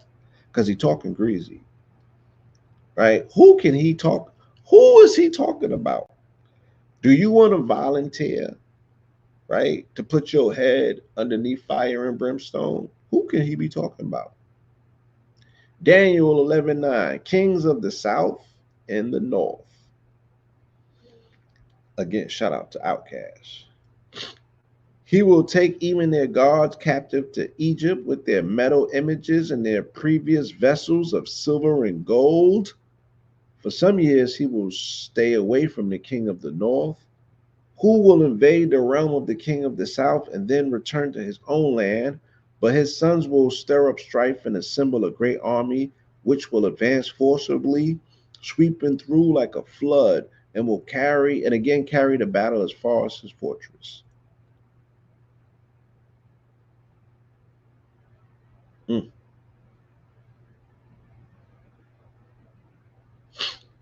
Hosea 11:9. God's mercy on Israel.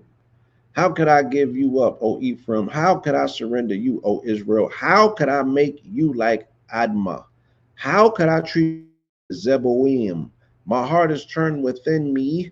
My compassion is stirred. I will not execute the full fury of my anger. I will not turn back to destroy Ephraim, for I am God and not man, the Holy One amongst you, and I will not come in wrath.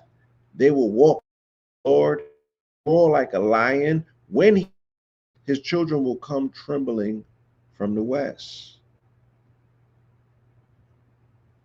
From the west. Exodus 34:6. Then the Lord passed in front of Moses and called out, the Lord God is compassionate and gracious, slow to anger, abounding in loving devotion and faithfulness, maintaining loving devotion to 1,000 generations, forgiving iniquity, transgression, and sin. Yet he will by no means leave the guilty unpunished. He will visit the iniquity of the fathers on their children and grandchildren to the third and fourth generations. Lord, Lord, Lord. Who could he be talking about? Who can he be talking about? The doomed flock. Zechariah 11:9. And in 1 month I dismissed 3 shepherds. My soul grew impatient with the flock, and their souls also detested me. Then I said, I will no longer shepherd you. Let the dying die and the perishing perish, and let those who remain devour one another's flesh. Damn. Jesus. Who could he be talking about? Ezekiel 34:10. This is what the Lord God says: Behold, I am against the shepherds, and I will demand from them my flock, and remove from them tending the flock, so that they can no longer feed themselves. For I will deliver my flock from their mouths, and it will no longer be food for them. Right? So think about the shepherds like priests or preachers. Thinking about how the priests and the preachers are fleecing the people right now and really showing their hand, really treating their people like sheep, right? What happens if the black church loses its viability, its standing in black America, and these people will no longer feed priests and these preachers to get these Bentleys and these Rolls Royces and what have you? I seen a clip going around where they was calling around to the food banks. They was calling the churches for assistance for people that needed help. And the church was supposed to be a main institution in communities to help people in their times of need. Like now, they ain't got no bread for nobody. Imagine what would happen if the churches were defrocked. Yes, right? And support of the people of the sheeple. What would happen to these alleged, supposed main institutions in our community that have done little to nothing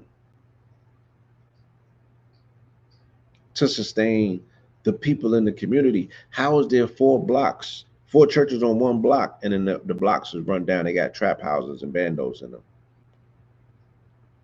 I don't think that this was the full intent of how these houses of worship allegedly was supposed to play out as being the backbone of community. Our people are being fleeced, and it looks. Mark 11:9. Right? Why I'm marking that Matthew? Hold on.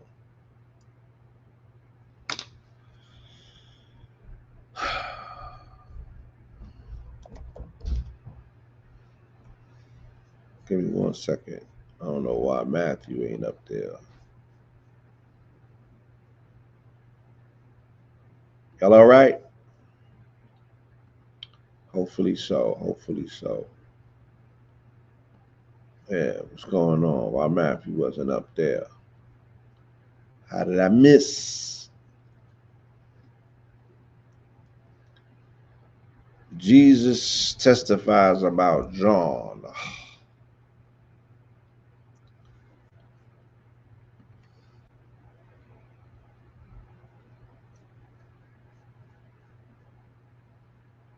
All right, let's get it. We're in the New Testament now. Otherwise, what did you go out to see? A man dressed in fine clothes? Look, those who wear fine clothes are found in kings' palaces. What then did you go out to see? A prophet? Yes, I tell you, and more than a prophet. This is the one about whom it is written, Behold, I will send my messenger ahead of you, who will prepare your way before you.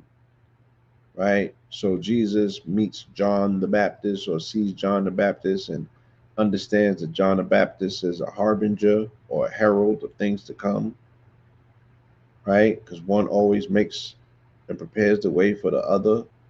To get that alley oop, catch that alley oop and get that slam dunk. Prophets should work together to fulfill one another's prophecies, if you will. With that being said, you know, I'm literally I'm watching this Hopi prophecy, this Blue Star Kachina play out. What a beautiful thing. For all of the times that I was willing to be called crazy,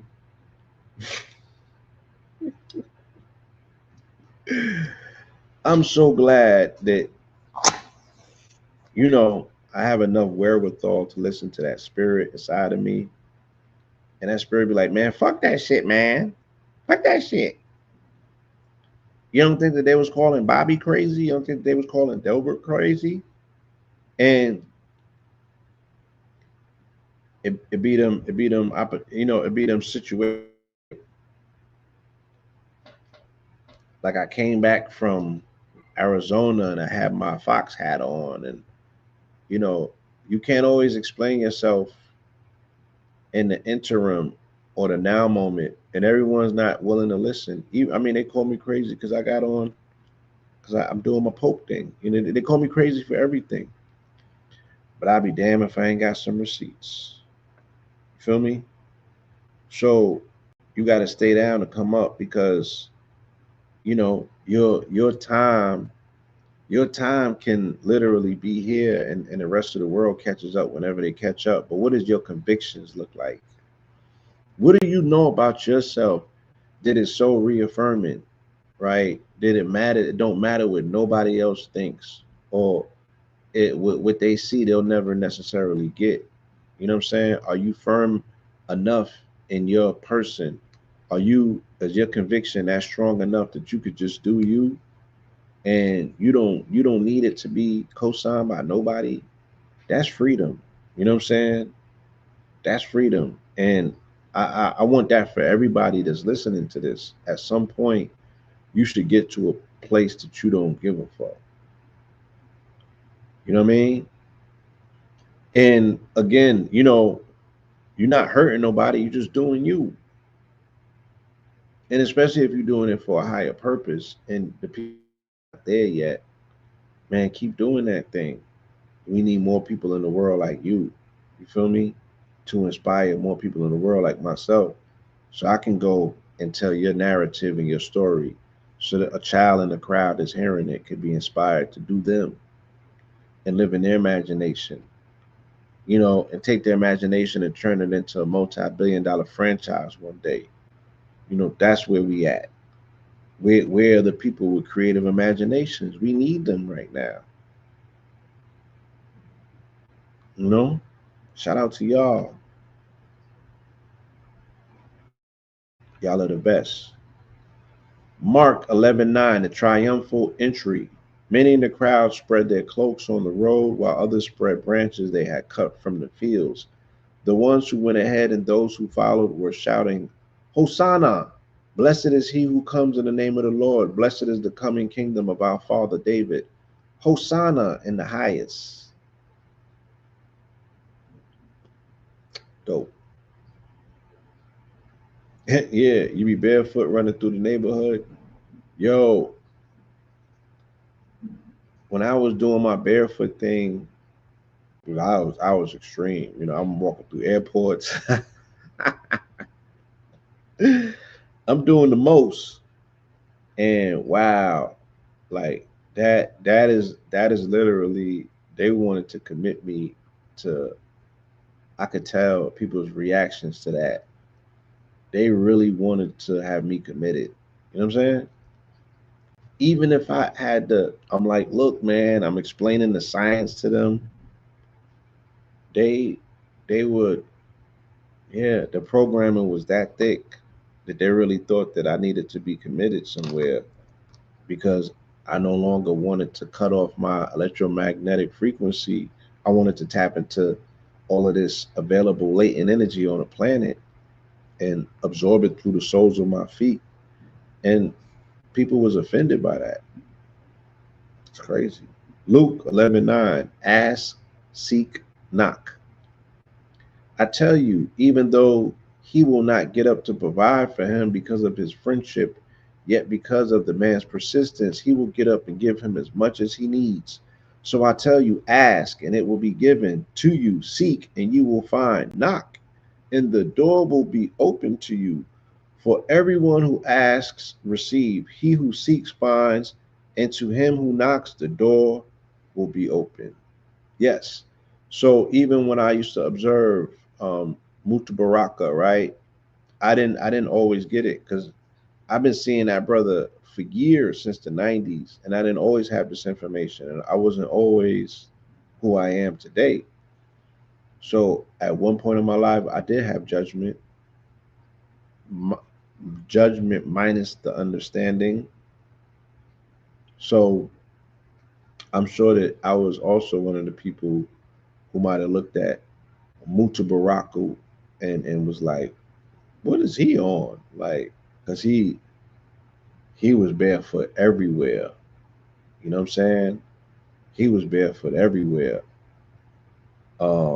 And I initially didn't get it, but now I do. So salute and shout out to that brother. But with that said, in terms of asking and not being afraid to ask, we're also gonna pause for the moment and remind the people that you can make a donation and tie to us at this cash app, which is Miss Harvey 917, and it's appropriate. It's appropriate. The Pope got a born day coming up.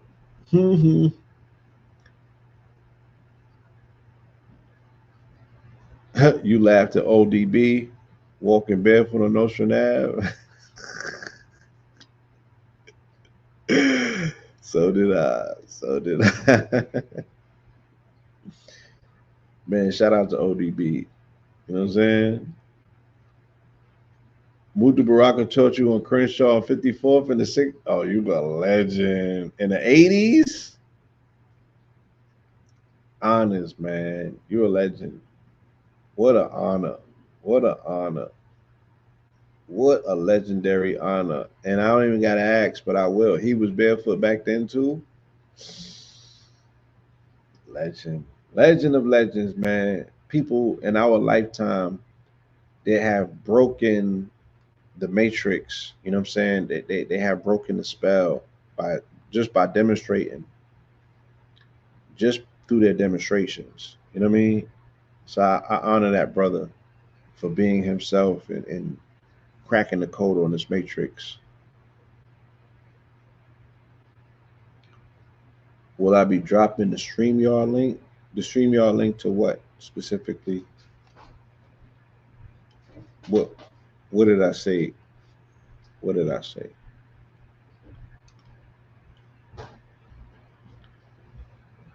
Um Peter's report at Jerusalem, Acts 11:9. No, Lord, I said, for nothing impure or unclean has come out of my mouth. But the voice spoke from heaven a second time. Do not call anything impure that God has made clean. This happened three times, and everything was drawn back up into heaven. So what do they mean? What do they mean by that? Interestingly, but the voice spoke from heaven a second time. Do not call anything impure that God has made clean. Okay. But what is that God purification process of making things clean that have been unclean, or things that have been haram that are now permissible, kosher?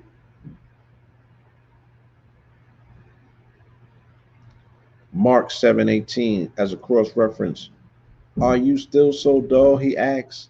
Do you not understand? Nothing that enters a man from the outside can defile him, because it does not enter his heart, but it goes into the stomach and then is eliminated. Thus, all foods are clean. Wow.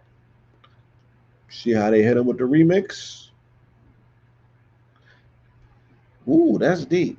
Mm. So they're saying that the only way a man can be defiled is if something seeps into his heart, right? And acts as leaden into your heart, makes your heart heavier. So you can eat things through your eyes, you can eat things through your ears, right? Not necessarily the stuff that you eating through your mouth. It only goes through the stomach and it's eliminated, right? But if we are intaking certain concepts or ideas or we're looking at stuff, this is no nut November, so you guys shouldn't be doing porn, things of that nature, right? These are things that can compromise you spiritually, because you never know what energy that you are looking at or absorbing. You just don't know what you're participating in. You know what I'm saying? The screen is an illusion. I wouldn't recommend it. Romans 11:9, the remnant of Israel. As it is written, God gave them a spirit of stupor, eyes that cannot see and ears that cannot hear to this very day. And David says, may their table become a snare and a trap, a stumbling block and a retribution to them. May their eyes be darkened so they cannot see and their backs be bent forever. Mm, they putting in some work on somebody. Isaiah 6:9 is a cross reference. And he replied, go and tell his people, be ever hearing, but never understanding. Be ever seeing, but never perceiving. Make the hearts of this people calloused, deafen their ears and close their eyes. Otherwise, they might see with their eyes, hear with their ears, understand with their hearts, and turn and be healed. And turn and be healed. Shout out to all of the healers out there, and shout out to all of the people who are in need of healing, right? I hope that both of you two meet along this divine path of fellowship. And I hope that us here as Mineral Ministries, that we operate as the fulcrum or the bridge that brings those two together. I want healing for the world. I want to edify the healers. I seen this video my mama did the other day. Shout out to Mr. G. He had it on his network. And it's just something about when my mother gets into storytelling mode. And it's just not just because it's my mama. I'm not just edifying mama because she's my mama. Mamas, period. Especially, the mamas that are mamas that have something to offer in terms of mothering and nurturing, whether they did it for their community, whether they did it for their children, what I'm saying, directly or indirectly for other people's children because they did it for their children. Just that process, the thing that women do naturally, the thing that is inside of you that comes to the forefront when you answer the calling, if you will. And I hope I'm not being offensive. Um, but just, yeah, my mother loved what she does, and she loved the process of how it all came together. And my mother's like a very innocent person in terms of, like, she's naive, if you will. But that innocence, like a young girl's innocence type thing, you know, when I hear her tell stories from that place, it just reminds me, you know, of the genuine nature of what it all means as a healer, right? Someone who just wanted to heal, someone who wanted to see the world as a better place, someone who wanted to see their people healed and not hurt, because this was during crack in the 80s, and this is during the AIDS epidemic. This is when my mother answered the calling to do something different rather than just wallow in the suffering and the pain of watching her friends turn into crackheads. You know what I'm saying? And that was a sacrifice. And I didn't always understand it as a child because it sacrificed my time with my parents. It sacrificed or my observation was it sacrificed my mother's relationship with my biological father. These are the things that I held on to as reasons for wilding out when I became old enough to make my own decisions and stand on them. And I don't regret my decisions, but at the same time, I think that what's more important and there was more everlasting is that my mother is still that same person, right? That she still wants to heal, she still wants to tell the stories, she still gets excited about, you know, the breakthroughs and people coming into the consciousness of themselves. You know what I mean? So the permanence of her mission and assignment to me again makes me pay even more homage because she never was not that person. And and regardless, we went through our spells and she still didn't change. Right? To me that's incredible. That's incredible. Genesis 2:21 and and I can't say it enough again before I move on. And it's me observing my personal experiences, but not personalizing them because I also know that everyone else has parents, everyone else has people in their lives who have set examples. I'm just saying that the way that I've learned is by observation for the most part, right? And the people, my parents, both of them have showed up for service. My father's a teacher. He wants people to be smarter and have more knowledge of themselves. And my mother's a healer and she wants people to be healthier and have more knowledge of themselves, right? In that regard, both of them operating in the same capacity of wanting to educate people and getting a gleeful rush out of seeing people embrace what it is that they have to offer that helps those people become better individuals. And it was never to become millionaires. It was never, to break the bank. You know what I'm saying? And I just think that that's the dopest shit ever. I really do. You know, for what it's worth. We need more people that actually care, genuinely care.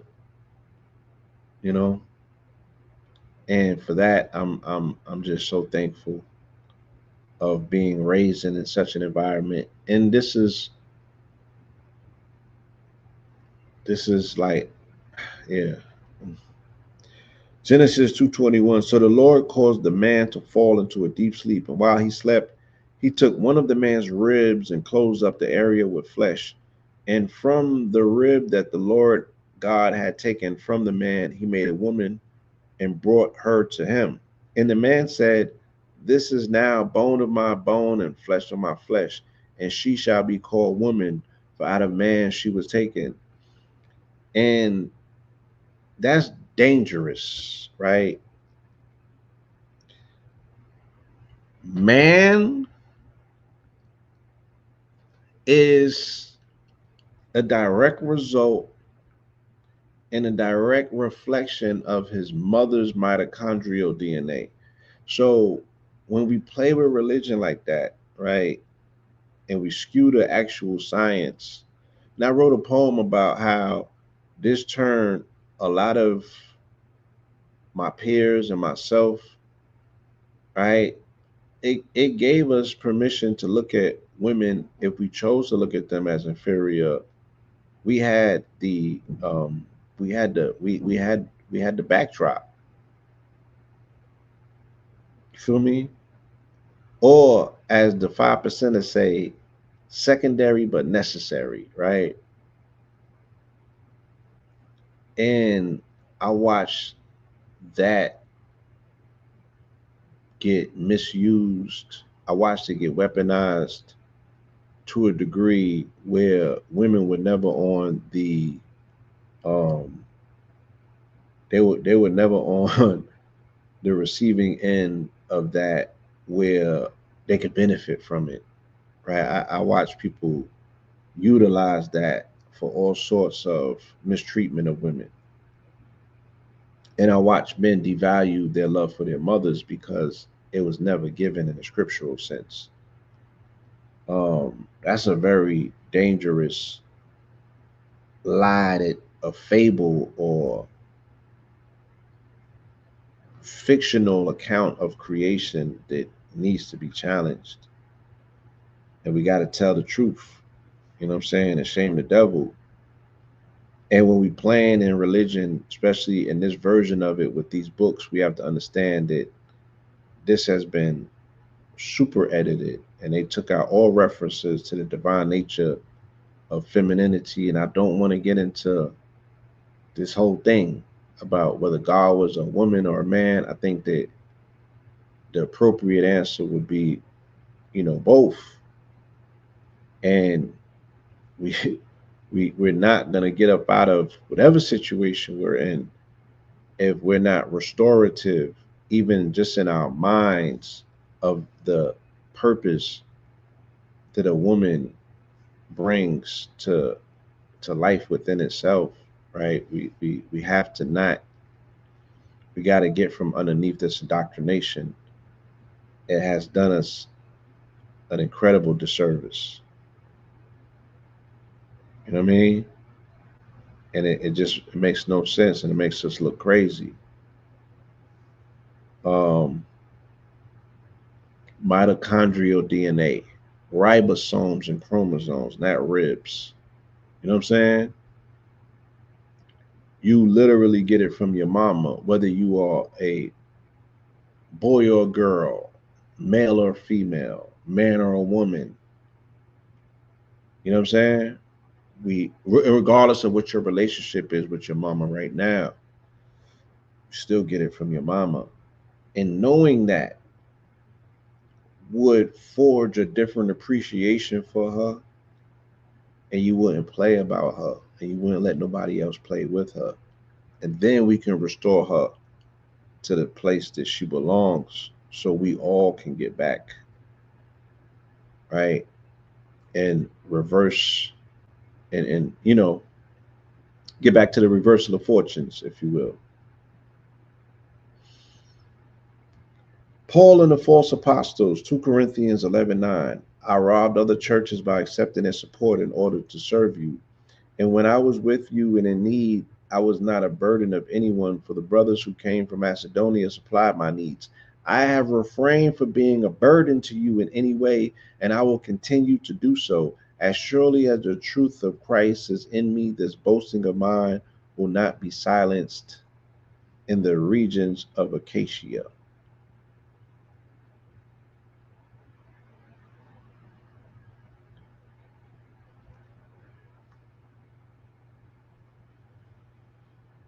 The faith of Abraham and Sarah, this is in Hebrews 11:9. By faith, Abraham, when called to go to a place he would later receive as his inheritance, obeyed and went without knowing where he was going. By faith, he dwelt in the promised land as a stranger in a foreign country. He lived in tents, as did Isaac and Jacob, who were heirs with him of the same promise. For he was looking forward to the city within foundations, whose architect and builder is God. You know,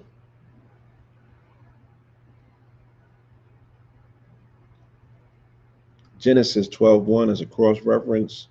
Then the Lord said to Abram, before he was Abraham, leave your country, your kindred, and your father's household, and go to the land I will show you.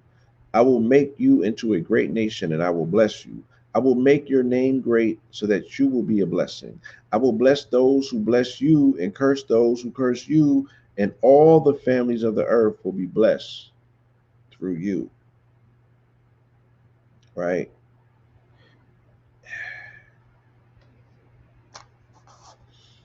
Mm. Revelations, Revelations 11:9, and we are here at the finality of today's sermon. The witnesses killed and raised.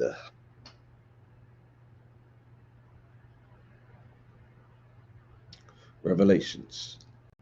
Their bodies will lie in the street of the great city, figuratively called Sodom and Egypt, where their Lord was also crucified.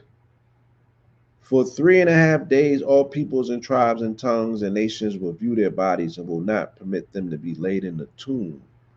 And those who dwell on the earth will gloat over them and will celebrate and send one another gifts because these two prophets had tormented them. Hmm. As a cross reference, Matthew 24:14, and this gospel of the kingdom will be preached in all of the world as a testimony to all nations, and then the end will come. And so, boys and girls,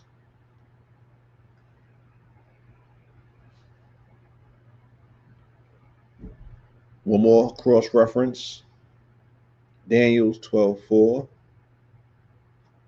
But you, Daniel, shut up these words and seal the book until the time of the end. Many will roam to and fro, and knowledge will increase. So that's where we find ourselves at in conclusion. Right? Let's go to the Quran real quick. Quran chapter 11. Let's see if we can finish off in the 11th chapter of the Quran and what it says. This is HUD.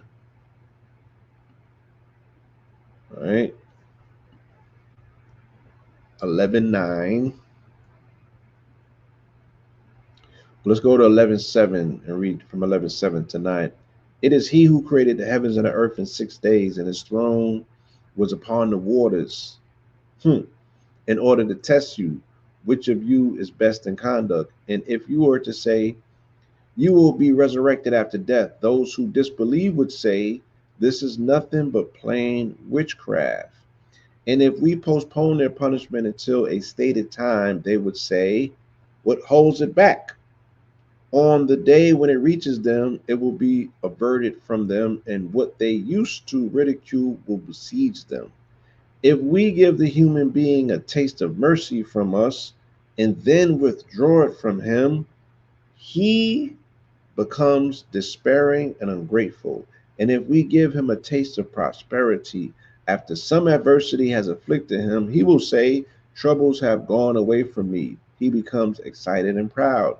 Except those who are patient and do good deeds, these will have forgiveness and a great reward. Right? So there's nothing left for us to do but do random acts of kindness, right? Get out there and be the change that you want to see. You don't have to vote in order to bring about change. You can get out into the world and bring righteousness with you. You can be the fulcrum of change. You can be the example. You can be that black sheep in your family that finally shows them how it's properly done by not just living by word alone, but actually activating it, in your actions, in your walk, right? You can be the one that does not get boggled down in debates and arguments about words and concepts and ideas, but be the one that actualizes it, that becomes it. You know what I'm saying? That walks the good walk, right? And does the good deeds and magnetizes all virtuous things to you. You know? Yes. That's the way, you know, that's the way.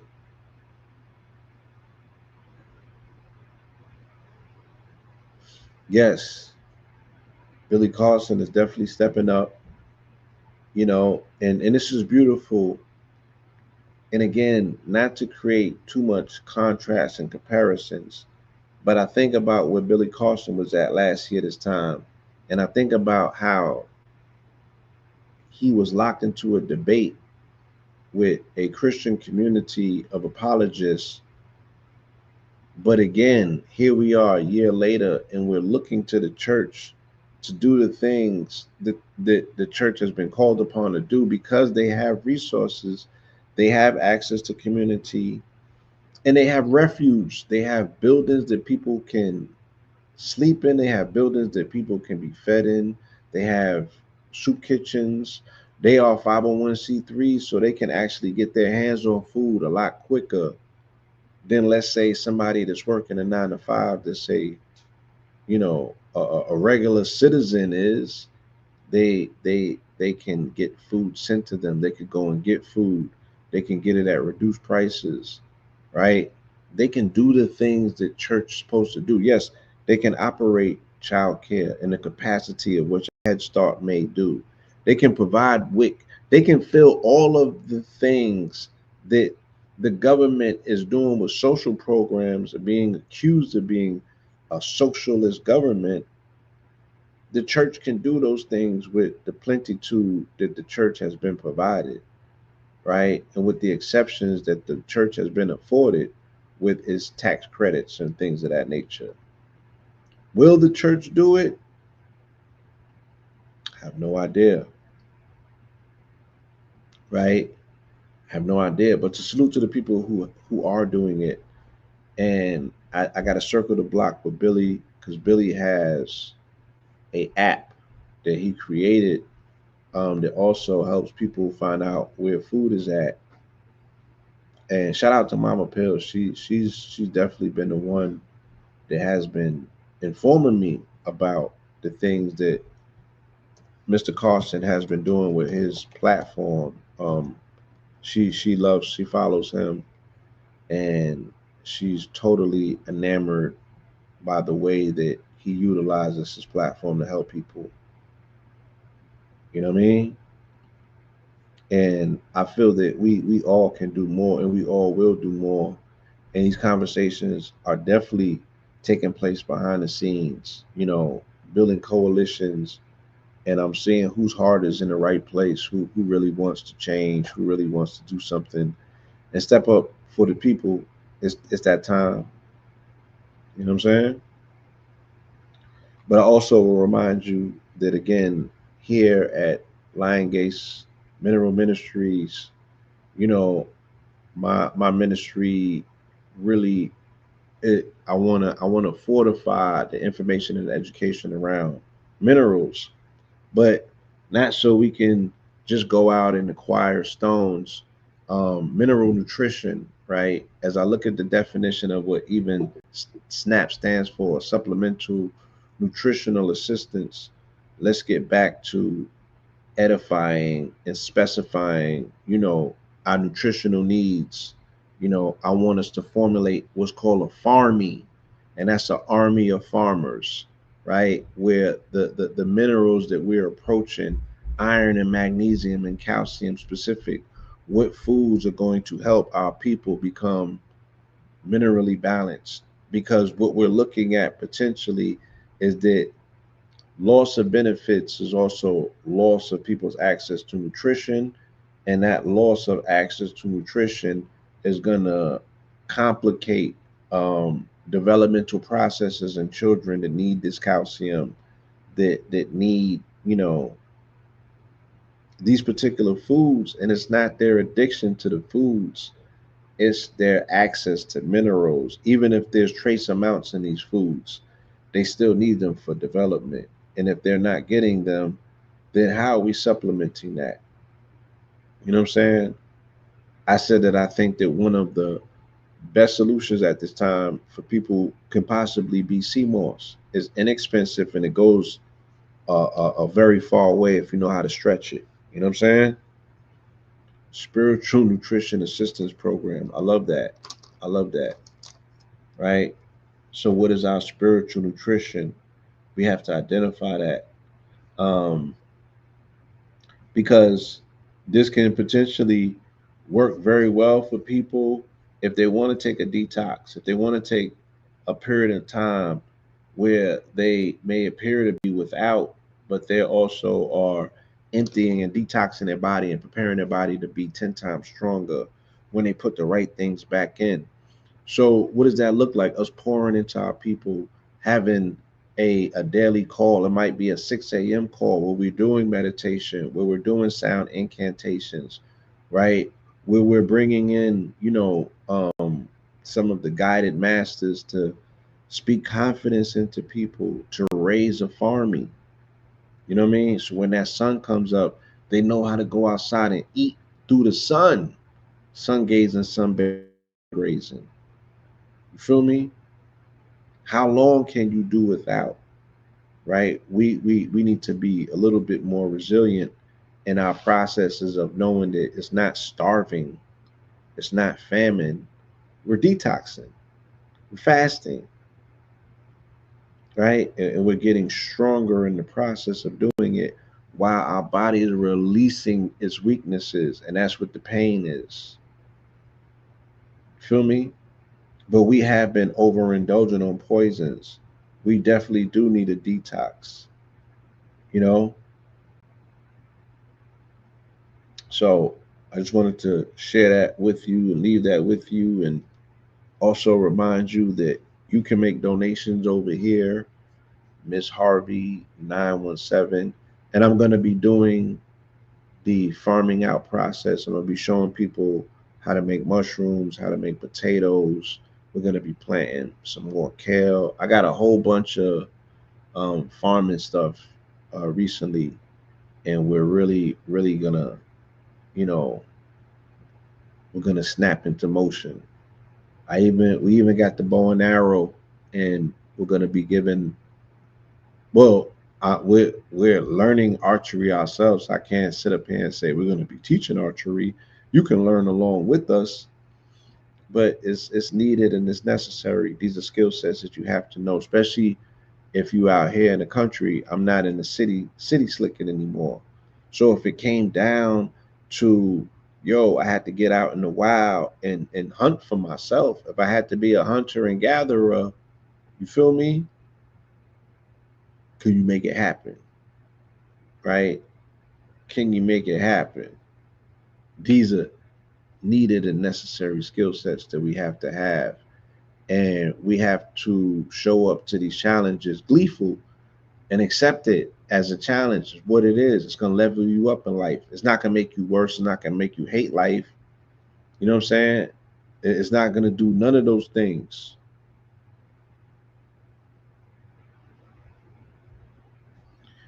Brother Gene, or grow where you are. I'm not quite. I used to do programming with a brother, and he used to have a movement called I Grow You Grow, Mr. Anderson. But I don't know. Can you inbox me or hit me to the brother Gene? I would love to know more about that. We want to build a cross country coalition for farmers called the Farmy. And my dream was always to use the I-95, I-85 corridor to bring food from the south up to the north and be spiritually supplementing their nutrition, you know what I'm saying, with superior produce that we grow in the south on land that is so activated. Black gold is what we call the soil, that has so much nutrients in it. They're so fortified. I mean, I have so many ways to put um, amazing, powerful nutrients back into the soil to remediate the soil and to grow produce that's like superfoods.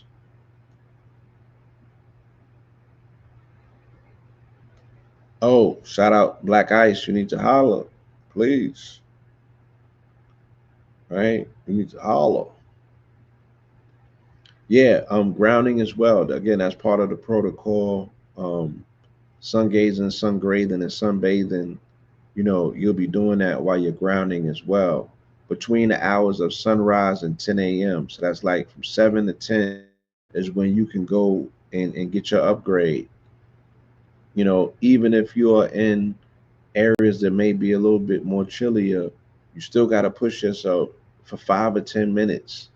You know what I'm saying? This is and expose your gut, your microbiome to the sun, because that quote unquote infrared that red energy, that red sun that's come, that red light that's coming off of that sun during that period in time, it is permeating through your skin cells and is activating, right, your microbiome and your mitochondria to do processes that cannot be replicated any other way. And this is how we, especially for those of us that are in front of these screens most of the day and this blue light toxicity, we got to find a balance. We got to find a balance, and we have to stop tearing our own internal body up, keeping up with the Joneses. So I did enough preaching and proselytizing um, on a Sunday, right? Uh, Want to say thank you once again. Ah, sun worship. I'm gonna leave y'all with this. I think that this is key, and it goes into a lot of what we spoke about today.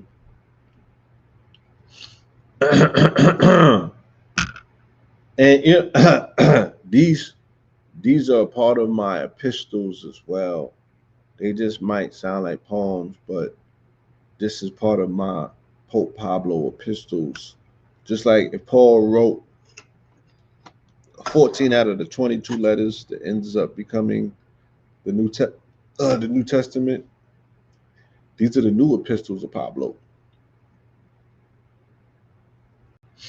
They jealous because you the one, embellished by the Son, cherished by the Son, connected to the Son, respected by the Son, godly. They smell like hot dogs, soggy like relish on a bun. Not me. The wet of my hair stretched to the air, follicles spiral like molecules towards the sun rays, like Horus I sun gaze, and sun graze and sunbathe, honorable. Flesh turned bronze as copper, their neck turned red as lobsters, hibachi. I'm talking cocky because I was favored by my creator. I've labored to love my neighbor, but he's a hater. Stop me when you heard a lie. I was the first to die, which means I was the first to live. Wasn't birthed by goats, nope. So my whiz don't give birth to kids. And she wasn't birthed from a rib. That's a fairy tale to let every male to dishonor his mama. They cut her open for her fallopian and she died on the operating table like Donda, your honor. Which came first, the chicken or the egg? Can you violate your pledge and tell secrets, learn the secret? Or do we keep it in confusion for the sake of the illusion? How you colluding? You do know that we losing. We desperately need an improvement and upgrade to the hardware of substrate of the God tier. If you up late, you losing God years. These sun rays can be seen as God's tears. You should sunbathe as God appears, holding the torch like that statue in the arbor pier. The God is here. They look to the sky expecting God to appear. Is he on that city in the sky parked in the air? Yeah. What type of arms you prepared to respond to the fear? Yeah. Yeah, that's all I got. But with that being said, yeah, Miss Donda, your son needs a visit. Miss Donda, your son needs his head checked. Miss Donda, your son is violating your mitochondria.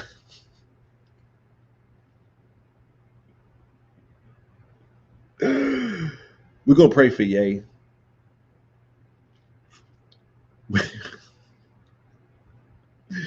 We're gonna pray for Ye, and with that said, man, peace. Peace. Jesus.